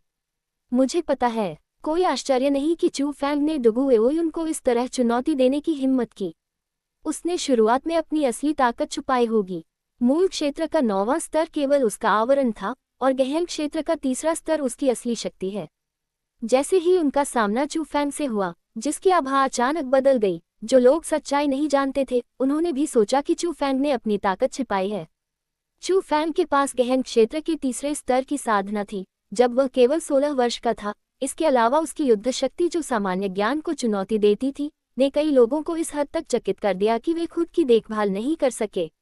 एग्गी, ऐसा लगता है कि मुझे इस बार एक महान दुश्मन के खिलाफ लड़ने के लिए फिर से आपकी शक्ति उधार लेनी होगी। वर्तमान चू फैंग युद्ध के मंच पर खड़ा था। उसके चारों ओर गहन शक्ति की परतें लटकी हुई थी और उसके कपड़े वार से बज रहे थे। उसकी ताकत पहले से कई गुना ज्यादा थी। गहन क्षेत्र और मूल क्षेत्र के बीच यही अंतर था। चू फैंग, लापरवाह मत बनो। डुगु एओयुन सरल नहीं है। भले ही मैं तुम्हें अपनी शक्ति उधार दे दूं, लेकिन तुम निश्चित रूप से नहीं जीत सकते। एग्गी ने गंभीरता से याद दिलाया। चिंता मत करो, मैं समझता हूँ। लिंग्यून स्कूल में कई प्रतिभाशाली लोग हैं और उनमें से कई के पास बहुत मजबूत तरीके हैं। फैंग हाओ का उदाहरण लीजिए। अगर उसे उस समय मेरे एक वार से हुई मौत की स्थिति याद नहीं आती और उसके दिल में डर पैदा नहीं होता, जिसके कारण वह लड़ने के इरादे खो देता, तो मुझे डर है कि मैं उसे सिर्फ शाही आकाश तकनीक और स्वरूपांतरणों वाले धनुष से नहीं हरा पाता। जहाँ तक डुगु एओयुन की बात है, चाहे वह उसका स्वभाव हो या उसकी युद्ध शक्ति या यहाँ तक कि उसके तरीके, वे सभी फेंग हाओ से बेहतर हैं। वह एक बहुत बड़ा दुश्मन है और मैं लापरवाह नहीं रहूंगा। लेकिन कोई बात नहीं, मुझे आज उसे हराना ही होगा, वरना मैं अपने एजियो ड्रैगन स्कूल को मिली शर्मिंदगी को नहीं मिटा पाऊंगा। चू फैंग के अवलोकन कौशल बेहद शक्तिशाली थे और जब डुगु एओयुन ने ली झांगकिंग को आसानी से हरा दिया, तो वह पहले से ही जानता था कि डुगु एओयुन एक ऐसा चरित्र था जिससे निपटना बहुत मुश्किल था। जहाँ तक कठिनाई की बात है, तो यह संभावना थी कि बैंगनी वस्त्रधारी महिला के अलावा चू फैंग की पीढ़ी में उससे निपटना सबसे कठिन था, क्योंकि उसे अभी भी नहीं पता था कि डुगु एओयुन किन अज्ञात तरीकों से लैस थी या उसके पास कौन से जीवन रक्षक तुरुप के पत्ते थे। तो तुमने अपनी साधना छुपाई है न? कोई आश्चर्य नहीं कि तुमने मुझसे इतने अहंकारी तरीके से बात करने की हिम्मत की। हालांकि ये गहन क्षेत्र का केवल तीसरा स्तर है। तुम्हें लगता है कि तुम इस साधना से मुझे हरा सकते हो? क्या तुम थोड़े ज्यादा आत्मविश्वासी नहीं हो? दूसरों की तुलना में डुगु एओयुन का चेहरा शांत था। चू फैंग की साधना में हुई बड़ी वृद्धि से वह हैरान नहीं था, बल्कि उसकी आंखों में युद्ध का इरादा और भी सघन हो गया। जो अति आत्मविश्वासी है, उसका तुरंत पता चल जाएगा। चू फैंग उछला और रोशनी की एक पंक्ति बन गया। तुरंत वह डुगु एओयुन की ओर बढ़ा और उसके सामने आ गया। उसी समय चू फैंग के हाथों में 2 सुनहरे रंग के बड़े ब्लेड थे जो डुगु एओयुन की दोनों भुजाओं पर वार कर रहे थे। तुम्हें सचमुच मर जाना चाहिए। तुम जैसे बिगड़ैल बच्चे की नज़र में मैं नीची नज़र से देख रहा हूँ। लगता है तुम्हें मेरे कुछ तरीके आजमाने की ज़रूरत है। डुगु एओयुन ने ठंडी सांस ली। बिना किसी हिचकिचाहट या परहेज के उसने अपना हाथ घुमाया और चू फैंग की ओर मुक्का मारा। उस मुक्के में बहुत ताकत और बहुत तेज गति थी। ये पहाड़ की चोटी को भी भेद सकता था। तारानकन फफफ। लेकिन चू फैंग के पैरों के नीचे एक चमक दिखाई दी और उसकी गति कई गुना बढ़ गई। तुरंत उसका पूरा व्यक्तित्व गायब हो गया। उसने न केवल डुगु एओयुन के हमले को चकमा दिया, बल्कि वह डुगु एओयुन को पीछे छोड़ते हुए उसके पीछे आ गया। साथ ही उसके हाथों में मौजूद बड़े ब्लेड दो सुनहरी चमक बन गए और डुगू एओयुन की पीठ की ओर कटते हुए गिरे। आप अकेले ऐसे व्यक्ति नहीं हैं जिनके पास शारीरिक युद्ध कौशल है। डुगू एओयुन का शरीर अचानक धुंधला हो गया और फिर वह खुद चू फैंग को पीछे छोड़कर उसके पीछे आ गया। फिर जब उसका शरीर फिर से दिखाई दिया तो उसके हाथों में एक चमकीला नीला भाला था और उसने चू फैंग को मारने के लिए वार किया। अध्याय 287 घातक ठंडी हवा। अब ये दिलचस्प है, चू फैंग ने टालमटोल नहीं किया। उसने अपने हाथों में मौजूद दो ब्लेडों की शैली बदल दी, एक ने डुगू एओयुन के भाले को रोक दिया और एक ने उसकी कमर की ओर वार किया। हालांकि डुगू एओयुन एक साधारण व्यक्ति नहीं था, चाहे वह गति हो या प्रतिक्रियाएं, वह चू फैंग से बहुत कमतर नहीं था। उसने अपना भाला वापस खींचा और उसे नीचे की ओर हिलाया। फिर भाला तुरंत ही एक दौड़ता हुआ ड्रैगन बन गया क्योंकि उसने चू फैंग के बड़े ब्लेड को दूर फेंक दिया और उसके बाद वह अचानक फिर से आगे बढ़ा और यह फिर से एक नीले रंग का लंबा भाला बन गया क्योंकि इसने चू फैंग पर क्रूरता से हमला किया। दो प्रतिभाशाली लोग, एक के हाथ में दो सुनहरे रंग के ब्लेड थे, दूसरे के हाथ में नीले रंग का भाला था। बिजली की गति से वे 100 परिवर्तनों के धनुष से विधियों के साथ एक साथ लड़े और युद्ध अविभाज्य था। प्रभावशाली चू फैंग वास्तव में डुगू एओयुन के बराबर है। कई स्कूल प्रमुख ऐसी लड़ाई भी नहीं कर सकते और कई स्कूल प्रमुख डुगू एओयुन को इस स्थिति में लाने के लिए मजबूर भी नहीं कर सकते, फिर भी चू फैंग ऐसा कर सकता है। इस बच्चे के पास ऐसी शक्ति है जो स्वर्ग को भी चुनौती देती है न? जब उन्होंने युद्ध की भयावह स्थिति को देखा तो सभी की निगाहें कांप उठी और उनके चेहरे पर आश्चर्य की लकीरें उभर आईं। यहाँ तक कि यान यांगटियन की भौहें भी कसकर बंद हो गईं और उनकी निगाहों में जटिल भाव उभर आए। चू फैंग की युद्ध शक्ति बहुत भयानक थी। कम से कम युद्ध शक्ति के मामले में वह पहले से ही डुगू एओयुन से पूरी तरह से आगे निकल चुका था और लिंग्युन स्कूल और एजियो ड्रैगन स्कूल के बीच नफरत के खंभे पहले से ही स्थापित थे। अगर उस दुश्मनी को खत्म नहीं किया जा सका तो चू फैंग निश्चित रूप से भविष्य में लिंग्युन स्कूल का सबसे मजबूत दुश्मन होगा।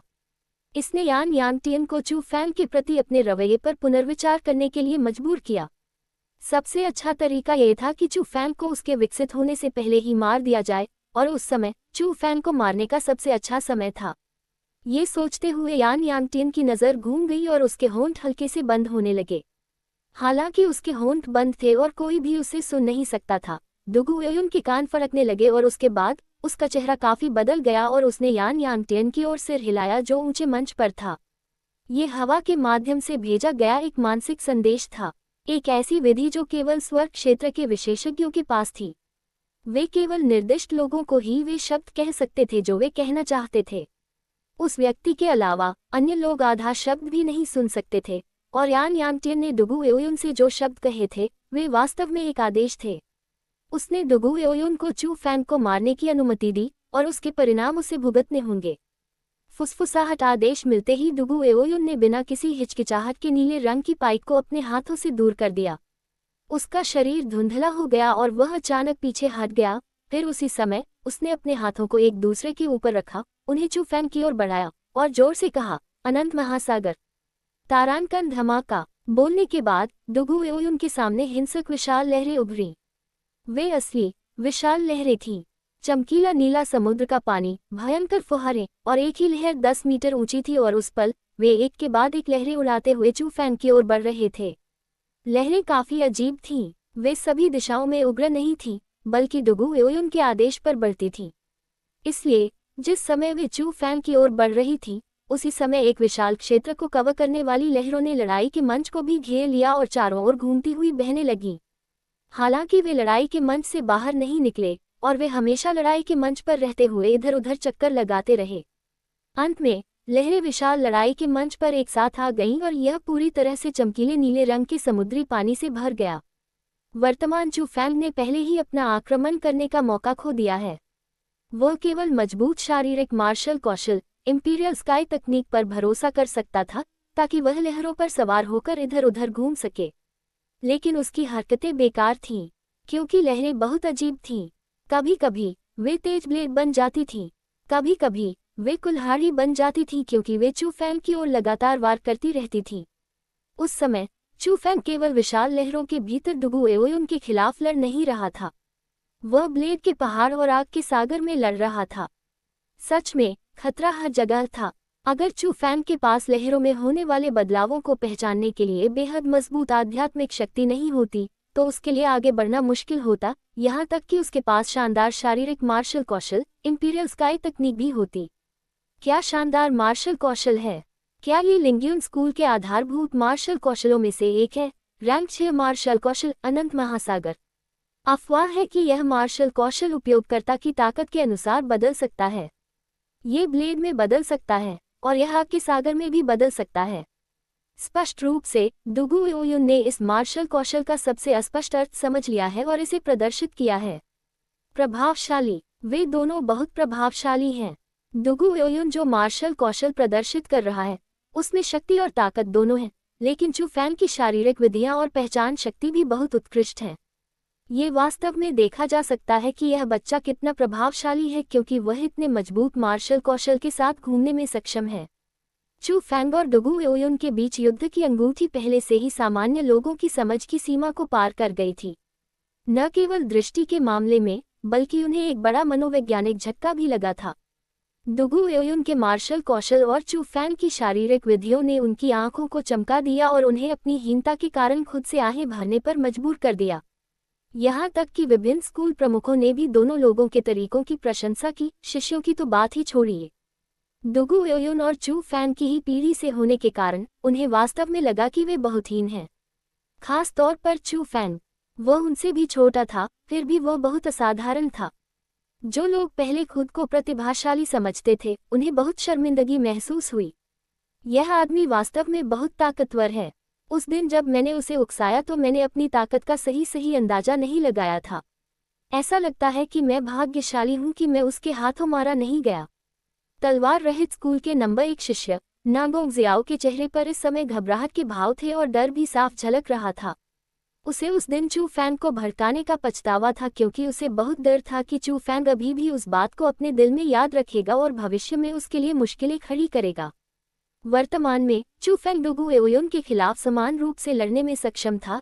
इसका मतलब पहले से ही ये था कि चू फैंग की युद्ध शक्ति उसके तलवार रहित स्कूल के प्रमुख से आगे निकल गई थी और ये लिंग्यून स्कूल के अपवाद के साथ अन्य सभी स्कूल प्रमुखों से भी आगे निकल गई थी। चूंकि उसके पास इतनी शक्तिशाली ताकत थी और वह अपनी पीठ पीछे क्यू फेग्यान को अपना बड़ा भाई भी मानता था, इसलिए कई लोगों ने अपने दिलों में चू फैंग पर एक भयानक लेबल लगा दिया। इसलिए नागोंग जियाओ को गहराई से पता था कि अगर चू फैंग उसे नुकसान पहुंचाना चाहता है तो कोई भी उसकी रक्षा नहीं कर पाएगा। उसके लिए केवल एक ही रास्ता बचा था और वह मौत का रास्ता था। हकीकत में नागोंग जियो के अलावा बैक्सी और जैड मेडेन स्कूल के अन्य शिष्य और बुजुर्ग, साथ ही विभिन्न स्कूल प्रमुख, बुजुर्ग और शिष्य सभी एक जैसी बातें सोच रहे थे और यह भविष्य में चू फैंग को बिल्कुल भी नाराज न करने के लिए था। वे सोच रहे थे कि चू फैंग ने न केवल शक्तिशाली ताकत दिखाई बल्कि उसने लिंग्यून स्कूल के अपने क्षेत्र में फेंग हाओ के दोनों हाथ काटने की हिम्मत भी की और उसने दुगु एओयुन को चुनौती देने की भी हिम्मत की। उन कार्यों से ये देखा जा सकता था कि वह एक ऐसा व्यक्ति था जिसे किसी भी नफरत का बदला लेना था और वह एक निर्दयी व्यक्ति था। ऐसा दुश्मन बहुत डरावना था, इसलिए दूर से देखने पर उससे बचना सबसे अच्छा था और उसे गुस्सा न दिलाना बुद्धिमानी होगी। ठंडी हवा, जमी जमीन। लेकिन ठीक उसी समय दुगु एओयुन जो अनलिमिटेड ओशन का इस्तेमाल कर रहा था, अचानक से जोर से चिल्लाया। जब अनलिमिटेड ओशन का इस्तेमाल किया जा रहा था तो उसने एक दूसरा मार्शल कौशल इस्तेमाल किया, तारानकन हू। दुगु एओयुन के शरीर से निकली गहन शक्ति निराकार तूफान बन गई और समुद्र की लहरों पर बहने लगी, जिससे आकाश में उठने वाली विशाल लहरें और भी अधिक उग्र हो गईं। हालांकि ये तो बस शुरुआत थी। आकारहीन तूफान अचानक और तेजी से बदल गया और उन्होंने बेहद हड्डियां भेदने वाली ठंडी हवा छोड़नी शुरू कर दी। वह ठंडी हवा बहुत भयानक थी और यह किलिन राजकुमार के महल से आने वाले ठंडे बर्फीले वातावरण से भी ज्यादा हड्डियां भेदने वाली थी। सबसे महत्वपूर्ण बात यह थी कि जिस समय ठंडी हवाएं चल रही थीं, उसी समय उसके पैरों के नीचे आसमान तक उठने वाली विशाल लहरें भी बर्फ के टुकड़ों में जमने लगी और इससे हवा में ठंडक का स्तर बहुत बढ़ गया। तो ये पता चला कि यह सब एक साजिश थी। अनंत महासागर का उपयोग पहले केवल चिलिंग एयर फ्रीजिंग ग्राउंड के लिए एक नींव के रूप में किया गया था। उस पल में घातक ठंडी हवा ही वो वास्तविक हथियार थी जिसका इस्तेमाल दुगु एओयुन चू फैंग के खिलाफ करना चाहता था। अध्याय 288 जानलेवा 7 घायल करने वाली मुट्ठियों से फिर मुलाकात। उस समय उस क्षेत्र में ठंडी हवा सब कुछ ठोस बना सकती थी। उन परिस्थितियों में चू फैंग के शरीर पर तुरंत ही बर्फ की एक परत जम गई। चू फैंग का ठंडा शरीर अकड़ने लगा और उसकी हरकतें खींचने लगीं। अंत में चू फैंग की हरकतें धीमी और धीमी होती गईं और बस ऐसे ही वह बर्फ का व्यक्ति बन गया। अंत में वह बिल्कुल भी हिल नहीं सका और वह समुद्र की लहरों में गिर गया। चू फैंग के समुद्र में गिरने के बाद लहरें तुरंत बर्फ में जम गईं और चू फैंग को उसमें बंद कर दिया। दुगु एओयुन के लिए वह शांत से नीचे तैरता हुआ आया, बर्फ पर खड़ा हुआ, सबको देखा और मुस्कुराया, फिर कहा, इस लड़ाई का नतीजा तय हो चुका है। Who tilde. उस समय भीड़ में से आश्चर्य की चीखी गूंज उठी। जब उन्होंने लड़ाई के मंच पर भयंकर और डरावनी बर्फ की मूर्ति को देखा तो सभी को दुगु एओयुन के तरीकों पर पूरी तरह से यकीन हो गया। हालांकि चू फैंग की युद्ध शक्ति ने उन्हें आश्चर्यचकित कर दिया, लेकिन दुगु एओयुन के युद्ध अनुभव ने उन्हें आश्वस्त किया। न केवल दुगु एओयुन के पास मजबूत नियंत्रण था, बल्कि उसने एक ही समय में 2 रैंक 6 मार्शल कौशल भी प्रदर्शित किए। उसने 2 मार्शल कौशल की विशेष प्रकृति को भी इकट्ठा किया और ऐसी शक्ति प्रदर्शित की जो रैंक 6 मार्शल कौशल से भी अधिक थी। जब किसी को पता चलता कि कुछ गड़बड़ है तो बहुत देर हो चुकी होती और वे पहले ही दुगु एओयुन से हार चुके होते। जैसा कि एजोर प्रांत की युवा पीढ़ी में नंबर 1 व्यक्ति से उम्मीद की जाती है। दुगु एओयुन के तरीके वास्तव में सराहनीय हैं। लेकिन दुख की बात है कि चू फैंग बहुत छोटा है। अगर उसे कुछ और साल दिए जाते तो मेरा मानना है कि दुगु एओयुन निश्चित रूप से उसे हरा नहीं पाता। उस पल किसी ने दुगु एओयुन की ताकत की प्रशंसा की, लेकिन कई लोगों को चू फैंग पर दया भी आई। ये वास्तव में दिल तोड़ने वाली बात थी जब उसके जैसे सुपर जीनियस का इस तरह गिरना हुआ। हालांकि पर्यवेक्षकों की तुलना में लिंग्यून स्कूल के शिष्यों के चेहरों पर खुशी झलक रही थी, क्योंकि दुगु एओयुन की जीत ने न केवल फेंग हाओ का बदला लिया था, बल्कि इसने उनके लिंग्यून स्कूल की गरिमा की भी रक्षा की थी और एजोर प्रांत में राजा होने के उनके पद की रक्षा की थी। Rumble rumble. लेकिन जैसे ही लोगों को लगा कि शानदार नतीजा तय हो गया है, लड़ाई का मंच जोर जोर से हिलने लगा। उसी समय ठंडी बर्फ की मूर्ति में छोटी छोटी दरारें फैलने लगीं। दरारें तेजी से फैलती गईं और उनके द्वारा कवर किया गया क्षेत्र बड़ा होता गया। पतली दरारें से वे मोटी दरारें बन गईं। बहुत जल्द बर्फ की मूर्ति से अत्यंत उन्मत्त ऊर्जा का विस्फोट होने लगा। ये तेजी से फैलकर भूमि को अपने में समाहित कर लिया। तारांकन धमाका। एक पल में विशाल बर्फ की मूर्ति टुकड़ों में बिखरने लगी और टूटने की प्रक्रिया तेजी से फैलती चली गई। विशाल बर्फ के टुकड़े से छोटी छोटी बर्फ की बारिश हो गई। वे बिखर गए और तब तक गिरते रहे जब तक कि वे पूरी तरह से टुकड़ों में नष्ट नहीं हो गए। उसी समय उस भूमि में लोगों की नजरों में एक शरीर फिर से प्रकट हुआ। ये चू फैंग था। वर्तमान चू फैंग लड़ाई के मंच के शीर्ष पर खड़ा था। उसके शरीर को ढकने वाली बर्फ भाप बन गई जो लगातार उठ रही थी। उस भाप के नीचे हर कोई असामान्य रूप से गंभीर आंखों की एक जोड़ी देख सकता था। चू फैंग की उपस्थिति के साथ ही भयानक दबाव की लहर थी। जिस क्षेत्र में वह था वह दबाव से मुड़ गया और विकृत हो गया, और जैसे ही वह दबाव से प्रभावित हुआ, दुगु एओयुन में अब उसका पूर्वाभिमानी रवैया नहीं रहा। दबाव की शक्ति को सहन करते हुए उसके चेहरे पर दर्द था। धीरे धीरे उसकी कमर झुकती जा रही थी और वह समर्पण की मुद्रा में जा रहा था। क्या मजबूत मार्शल कौशल है! ऐसा लगता है कि इसने रैंक 6 मार्शल कौशल को पार कर लिया है। क्या इसका मतलब है कि चू फैंग ने रैंक 7 मार्शल कौशल हासिल कर लिया है?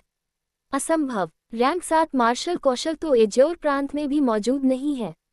ये रैंक 6 मार्शल कौशल होना चाहिए। रैंक 6 मार्शल कौशल के भीतर एक उच्च गुणवत्ता वाला मार्शल कौशल। मार्शल कौशल के प्रति चू फैंग की समझ शक्ति के साथ साथ उसकी अद्वितीय प्रतिभा के कारण वह ऐसी शक्ति ला सकता है जो मूल मार्शल कौशल से बढ़कर है।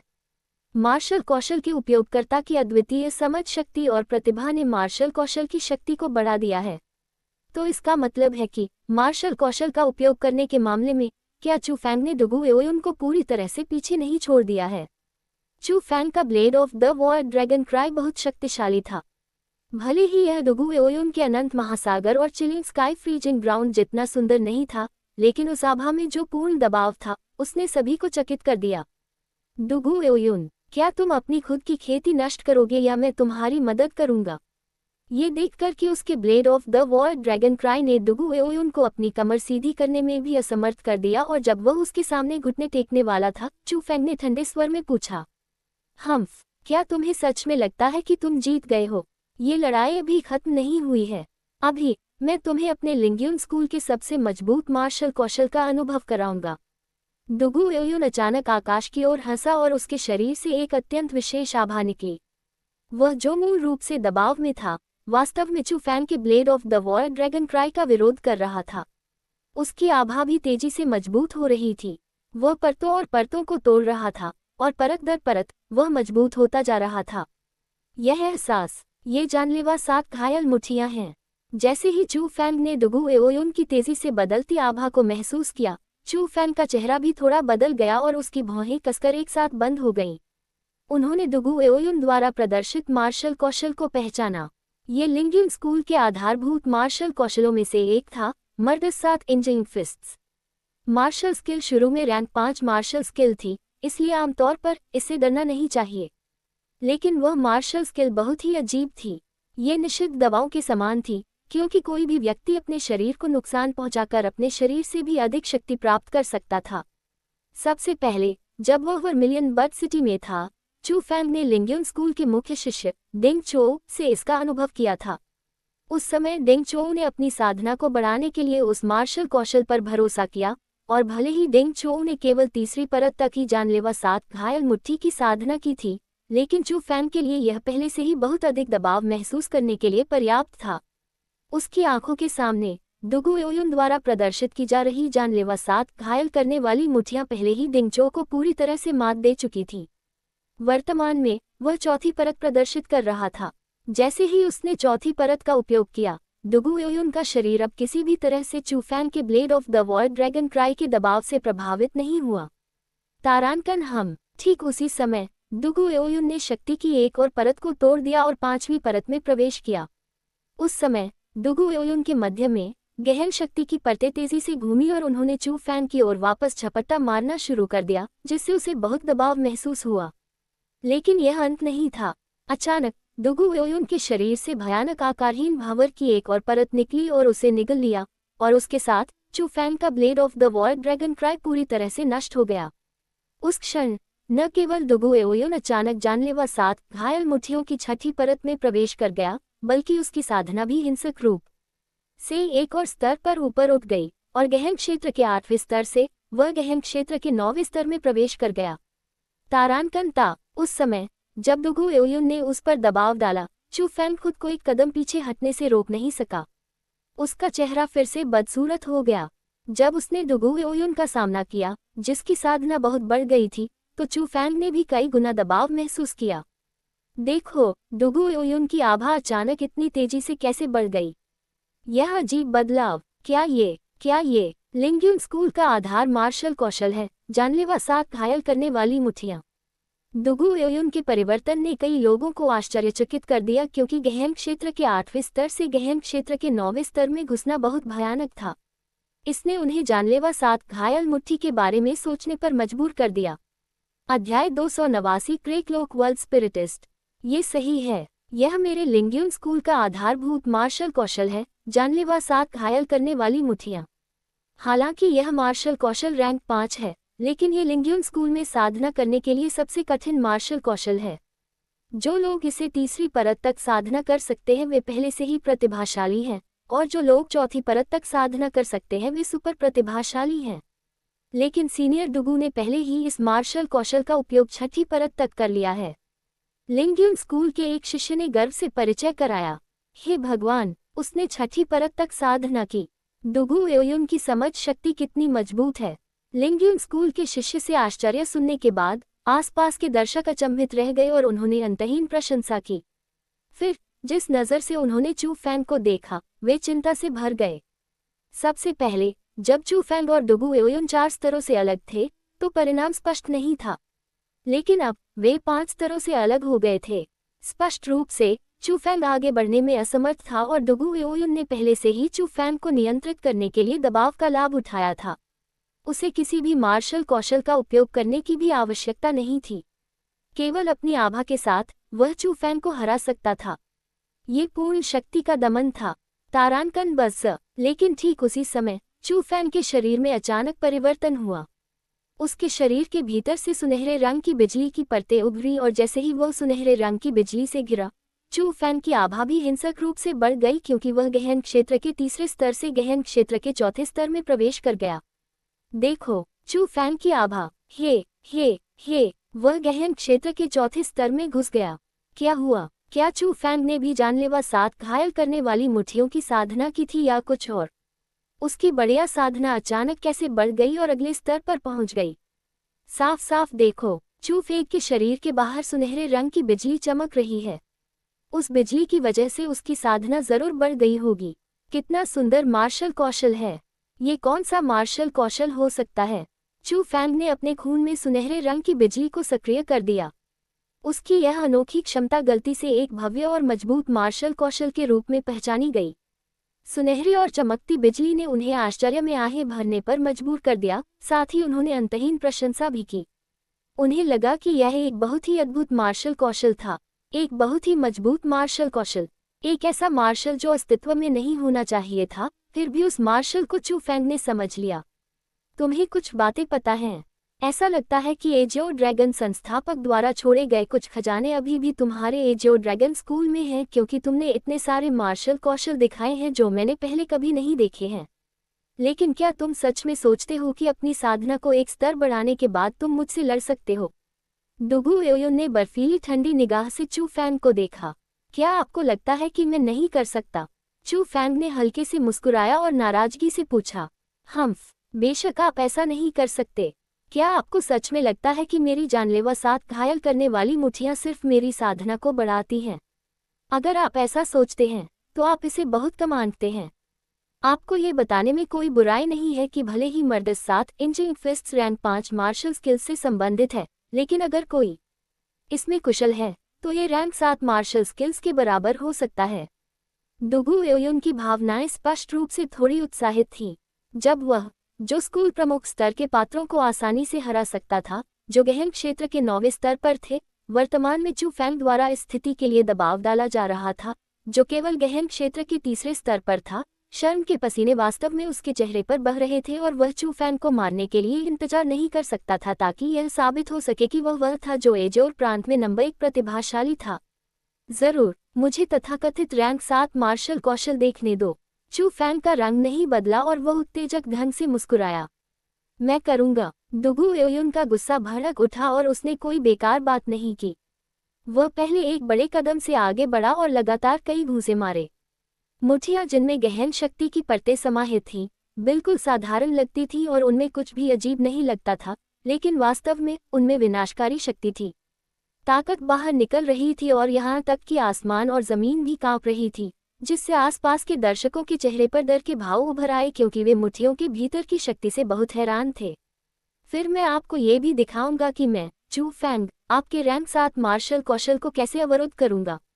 चू फैंग ने न तो टाला और न ही टाला और एक विचार के साथ असीम आत्मा निर्माण शक्ति उसके शरीर से बाहर निकल आए और उसके सामने एक विशाल आत्मा निर्माण अवरोध बन गई। एक किले की तरह इसने चू फैंग के सामने हमलों को रोक दिया। Boom boom boom. उसी समय डुगू एओयुन की गहरी शक्ति वाली मुठ्ठियां पहले ही टकरा चुकी थीं और लगातार भयानक लहरें पैदा कर रही थीं जो पूरे देश में फैल गईं। यहाँ तक कि अतुलनीय रूप से दृढ़ लड़ाई मंच को भी भयावह शक्ति का विरोध करने में परेशानी हो रही थी। परत दर परत ये नष्ट हो रहा था और दरार के बाद दरार दिखाई दे रही थी। अंत में ये पूरी तरह से ढह भी गया। लेकिन ऐसे भयानक हमले केवल चू फैंग के सामने ही रुक सकते थे और वे अब चू फैंग के पास नहीं जा सकते थे। उन सभी को चू फैंग द्वारा रखी गई आत्मा संरचना द्वारा रोक दिया गया था। हे भगवान, सब लोग देखो, चू फैंग ने वास्तव में डुगू एओयुन के हमले को रोक दिया है और उसने वास्तव में एक ऐसे डरावने हमले को रोक दिया है।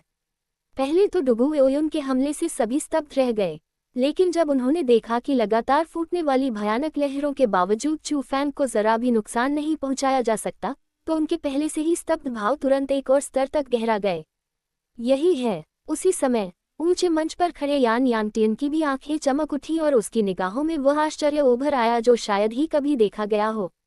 ये सही है, यह एक ग्रे रंग का स्पिरिट फॉर्मेशन है।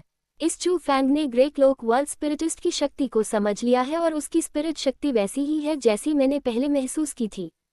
उसे वर्ल्ड स्पिरिटिस्ट होना चाहिए जो स्कूल गैदरिंग की शुरुआत में आपकी साधना का पता लगा रहा था। ठीक उसी समय यान यांगटियन के बगल में ग्रे क्लोक वर्ल्ड स्पिरिटिस्ट ने बहुत ही आश्चर्यचकित होकर बात की।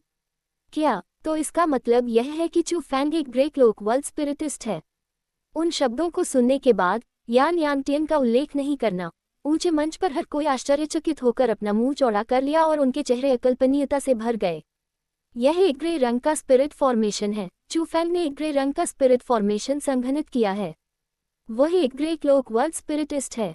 उस पल न केवल लिंग्यून स्कूल के लोगों ने चू फैंग की असामान्यता का पता लगाया, बल्कि विभिन्न अन्य स्कूलों ने भी पाया कि कुछ गड़बड़ है, और एक नज़र में उन्होंने पहचान लिया कि चू फैंग ने एक आत्मा संरचना प्रदर्शित की थी, और यह एक ग्रे रंग की आत्मा संरचना भी थी।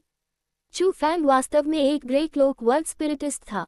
चू फैंग हे वह न केवल एक मार्शल साधना प्रतिभा है, वह एक ग्रे क्लोक विश्व अध्यात्मवादी भी है। उस खबर के फैलने के बाद घटनास्थल पर मौजूद लगभग सभी लोगों के हाव भाव बदल गए और वे चू फैंग की क्षमताओं को देखकर पूरी तरह से अचंभित हो गए। Grey cloak world spiritist. पूरे एजोर प्रांत में ऐसे केवल 2 ही विशाल पात्र मौजूद थे, फिर भी उस समय आज एक तीसरा दिखाई दिया। यह इतना युवा व्यक्ति था, इतना भयानक प्रतिभा वाला एक मार्शल कल्टिवेटर। इसने वास्तव में सभी को बहुत हैरान कर दिया। चौंकने के बाद उन्हें एक और व्यक्ति का भी ख्याल आया। ये रहस्यमयी व्यक्ति था जिसने लगभग आधे साल पहले एजोर प्रांत को हिलाकर रख दिया था, मिस्टर ग्रे क्लोक। क्या चू फैंग किसी भी तरह से मिस्टर ग्रे क्लोक से संबंधित था? जब हर कोई लगातार अनुमान लगा रहा था, चू फैंग ने अपनी हथेली को आगे बढ़ाया और डुगू एओयुन की ओर हवा को पकड़ा। डुगू एओयुन के चारों ओर दबंग आत्मा संरचनाओं की परतें दिखाई देने लगी। अंत में उसे अपने भीतर घेरने के बाद उन्होंने उस पर अपना रास्ता बनाना शुरू कर दिया। जैसे ही उसने उस स्थिति का सामना किया, डुगू एओयुन ने अपनी जानलेवा साथ चोट पहुंचाने वाली मुट्ठियों का इस्तेमाल करना शुरू कर दिया और वह उस स्पिरिट फॉर्मेशन को तोड़ना चाहता था। हालांकि ये बेकार था, क्योंकि वह स्पिरिट फॉर्मेशन को जरा भी नुकसान नहीं पहुंचा सकता था। वह जो आमतौर पर घमंडी और जंगली था, डरने से खुद को नहीं रोक सका। अध्याय 290 मांस की पैटी में कुचल दिया गया। चू फैंग की ग्रे रंग की आत्मा संरचना दीवार सबसे मजबूत रक्षा थी, लेकिन यह एक साथ सबसे भयंकर हमला भी बन सकती थी। उसी क्षण वहां 6 आत्मा निर्माण दीवारें थीं, और चू फैंग के विचारों का अनुसरण करते हुए ऊपर, नीचे, बाएं, दाएं और हर जगह से इसने डुगू एओयुन को अपने भीतर कैद कर लिया, और ये तेजी से सिकुड़ भी रहा था। अगर ऐसा ही चलता रहा और अगर डुगू एओयुन अभी भी आत्मा निर्माण दीवार को तोड़ने में असमर्थ रहा, तो वह खून के एक तालाब में दब जाएगा। उस स्थिति में डुगू एओयुन के चेहरे पर डर साफ झलक रहा था, लेकिन अचानक उसकी भयभीत आंखों में संकल्प की एक झलक दिखाई दी। इसके तुरंत बाद डुगू एओयुन का शरीर बदलने लगा। उसकी त्वचा खून की तरह लाल हो गई और नीली नसें उभर आईं। उसकी दोनों आंखें पूरी तरह से सफ़ेद हो गईं और उसका रूप बिल्कुल जंगली जानवर जैसा दिखने लगा जो इंसान की तरह चल रहा हो। ये भयानक और भयावह था। सबसे महत्वपूर्ण बात यह थी कि जैसे जैसे वो बदलता गया, डुगू एओयुन की आभा फिर से बहुत बढ़ गई। तारानकन गर्जन। अचानक डुगू एओयुन ने अपना मुंह खोला और आसमान की ओर चिल्लाया। उसके मुंह से जानवर जैसी आवाज निकली और इसने इलाके को इस हद तक हिला दिया कि वह कांपने लगा और कई लोगों ने अपने कान बंद कर लिए। वह आवाज किसी इंसान द्वारा कैसे निकाली गई? ये तो बस एक दहाड़ थी जो जंगली जानवर, खूंखार जानवर या यहाँ तक कि राक्षसी जानवर भी नहीं निकाल सकते। दहाड़ने की आवाज के बाद उसके शरीर से लहरों की एक अत्याचारी परत बह निकली और इससे चू फैंग का ग्रे रंग का आत्मा गठन ढह गया और टुकड़ों में बिखर गया। यह आभा, क्या इसका मतलब यह है कि सीनियर डुगू ने हत्यारे साथ घायल करने वाली मुट्ठियों को 7वीं परत तक विकसित कर लिया है? उस पल लिंग्यून स्कूल के शिष्यों के रंग रूप में बहुत बड़ा परिवर्तन हुआ, क्योंकि डुगू एओयुन के परिवर्तन ने उन्हें इसे हत्यारे साथ घायल करने वाली मुट्ठियों की सबसे ऊपरी परत से जोड़ने का कारण बना। आओयुन ने वास्तव में इसे इस स्तर तक विकसित किया है। यह एक ऐसी परत है जिस तक मैं भी नहीं पहुंच पाया हूं। तेजी से बदलते डुगू आओयुन को देखकर यान यांगटियन की आंखों में पागल खुशी भर गई। हालांकि मर्दस 7 इंचिंग फिस्ट्स केवल रैंक 5 मार्शल स्किल थी, लेकिन इसकी खेती की कठिनाई बहुत अधिक थी। यहाँ तक कि उसने इसे केवल 6ठी परत तक ही विकसित किया था, फिर भी डुगू एओयुन ने इसे 7वीं परत तक विकसित किया था। इसका मतलब था कि डुगू एओयुन की प्रतिभा उससे कहीं ज्यादा थी। जब उसके लिंग्यून स्कूल को उसके जैसा उत्तराधिकारी मिला, तो वह कैसे पागलों की तरह खुश नहीं हो सकता था। आओयुन की प्रतिभा के साथ वह निश्चित रूप से 5 वर्षों के भीतर स्वर्ग क्षेत्र में प्रवेश कर सकता है। उस समय मेरा लिंग्यून स्कूल एजे और प्रांत तक सीमित नहीं रहेगा और यह 9 प्रांतों के विशाल मंच पर खड़ा हो सकता है। लॉर्ड स्कूल हेड, जानलेवा 7 घायल करने वाली मुट्ठियों का पलटाव बेहद भयानक है और चूंकि एओयुन इसका इस्तेमाल 7वीं परत तक कर रहा है, मुझे डर है। लेकिन यान यांगटियन के उत्साह की तुलना में लिंग्यून स्कूल के 12 रक्षक डुगू एओयुन के शरीर के बारे में अधिक चिंतित थे। चिंता मत करो, मेरे यहाँ होने से मैं गारंटी देता हूँ कि एओयुन को कुछ नहीं होगा। अभी सबसे महत्वपूर्ण बात यह है कि हारना नहीं है। चाहे कितनी भी कीमत चुकानी पड़े, वह हार नहीं सकता, क्योंकि अगर वह हार गया तो कुछ भी नहीं बचेगा। ग्रे क्लोक वर्ल्ड स्पिरिटिस्ट ने धीमी आवाज में कहा, ये सही है, ये लड़ाई अवश्य जीतनी चाहिए। चूंकि चू फैंग इस उम्र में उनकी साधना के विनाश को दांव पर लगाकर इतना निर्दयी है, मुझे यकीन है कि यह बच्चा श्री ग्रे क्लोक ही होगा जिसने शांगगुआन परिवार का सफाया कर दिया था। चूंकि उसके जैसे व्यक्ति को अपमानित किया गया है, इसलिए किसी भी तरह का समझौता करना बेहद मुश्किल है। इससे पहले कि वह विकसित हो, उसे मार दिया जाना चाहिए और उसे मारने के लिए एओयुन के हाथों का उपयोग करना सबसे अच्छा तरीका है। यान यांगटियन ने चू फैंग को घूर कर देखा। उसके हाव भाव में कोई बदलाव नहीं आया और उसने अपनी निगाहों में हत्या करने की मंशा प्रकट की, क्योंकि चू फैंग वाकई बहुत भयानक था। उसने जितनी भी युवा पीढ़ी देखी थी, उनमें से वह सबसे भयानक था। न केवल मार्शल खेती की प्रतिभा के मामले में, यह उसके हृदयहीन स्वभाव और खतरे का सामना करने पर न डरने के उसके साहस के कारण भी था। ऐसी चीजें उसकी उम्र में मौजूद नहीं होनी चाहिए।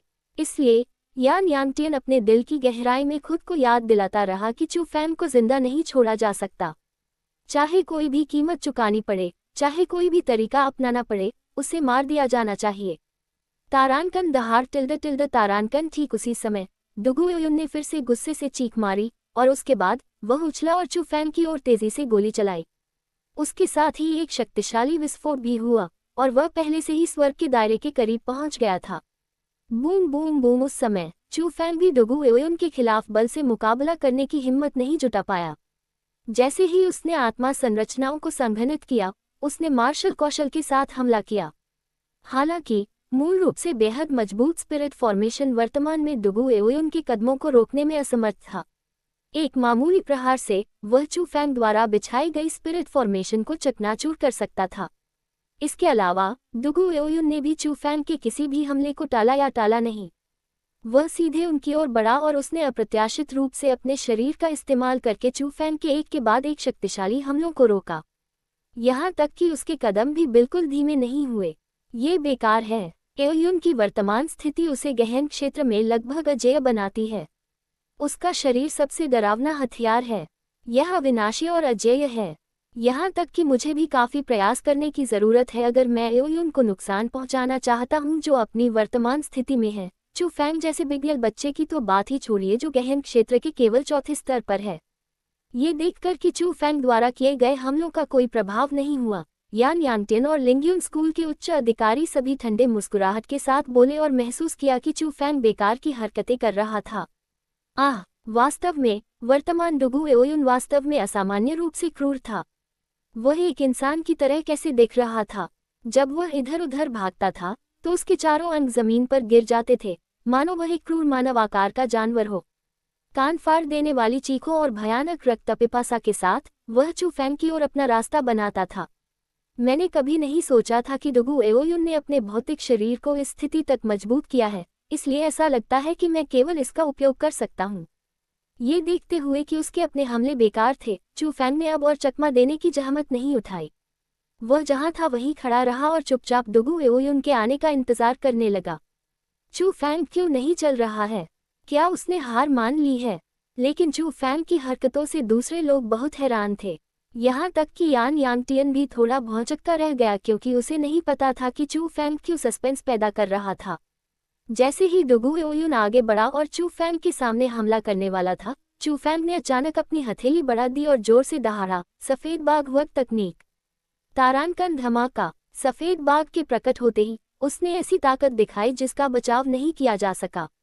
गैस से संघनित बाघ के पंजे ने डुगू एओयुन को जकड़ लिया जो पहले उस पर हमला कर रहा था। जैसे एक बिल्ली चूहे को पकड़ती है, उसने डुगू एओयुन को हवा में जकड़ लिया। चाहे उसने कितना भी संघर्ष किया हो, वह सफेद बाघ के विशाल पंजे से छुटकारा पाने में असमर्थ था। देखो, वह क्या है? सफेद रंग का बाघ का पंजा जीवंत और सजीव था। काले रंग की धारियां, सफेद रंग का फर, ये सफेद बाघ का असली विशाल पंजा था। सबसे महत्वपूर्ण बात यह थी कि यह वास्तव में अपनी हथेली में इतने शक्तिशाली डुगु एओयुन को जकड़ने में सक्षम था, जिससे वह भागने में असमर्थ हो गया। इससे लोग वास्तव में अतुलनीय रूप से हैरान हो गए। वे कल्पना नहीं कर सकते थे कि यह कौन सा मार्शल कौशल था जिसमें इतनी भयानक शक्ति थी। ये बेकार है। भले ही उसका मार्शल कौशल अधिक मजबूत हो, लेकिन ये सीनियर डुगु को जरा भी नुकसान नहीं पहुंचा पाएगा। सीनियर डुगु अभी जो इस्तेमाल कर रहे हैं वह जानलेवा 7 घायल करने वाली मुठ्ठियों की 7वीं परत है। वर्तमान सीनियर डुगु अजेय है। उसे कुछ भी नुकसान नहीं पहुंचा सकता और केवल वही दूसरों को नुकसान पहुंचा सकता है। चू फैंग, आपको अब और संघर्ष करने की जरूरत नहीं है क्योंकि आज आप निस्संदेह पराजित होंगे। ठीक उसी समय लिंग्यून स्कूल के शिष्यों ने आत्मविश्वास से चिल्लाना शुरू कर दिया। उनकी बातें सुनकर चू फैंग ने केवल उपहास किया और अचानक अपना बड़ा हाथ हिलाया। डुगु एओयुन को पकड़े हुए सफेद रंग का विशाल पंजा अचानक नीचे की ओर चला गया। अंत में धमाके के साथ उसने डुगु एओयुन को जमीन पर पटक दिया। इस शक्तिशाली शक्ति के कारण धरती में एक बहुत बड़ा गड्ढा बन गया। अनगिनत गहरी दरारें 1000 मीटर से भी ज्यादा तक फैल गईं और यह पर्यवेक्षकों के स्थान तक भी फैल गईं, जिससे उनकी कुछ सीटें ढह गईं। जब चू फैंग ने धीरे धीरे अपनी हथेली वापस खींची, जब आकाश की ओर उड़ती धूल धीरे धीरे छंट गई, तो लोग आश्चर्यचकित रह गए क्योंकि उन्होंने पाया कि डुगु एओयुन, जिसे लिंग्यून स्कूल के शिष्यों द्वारा अविनाशी और अजेय कहा गया था, को पहले से ही बलपूर्वक मांस के टुकड़े में कुचल दिया गया था।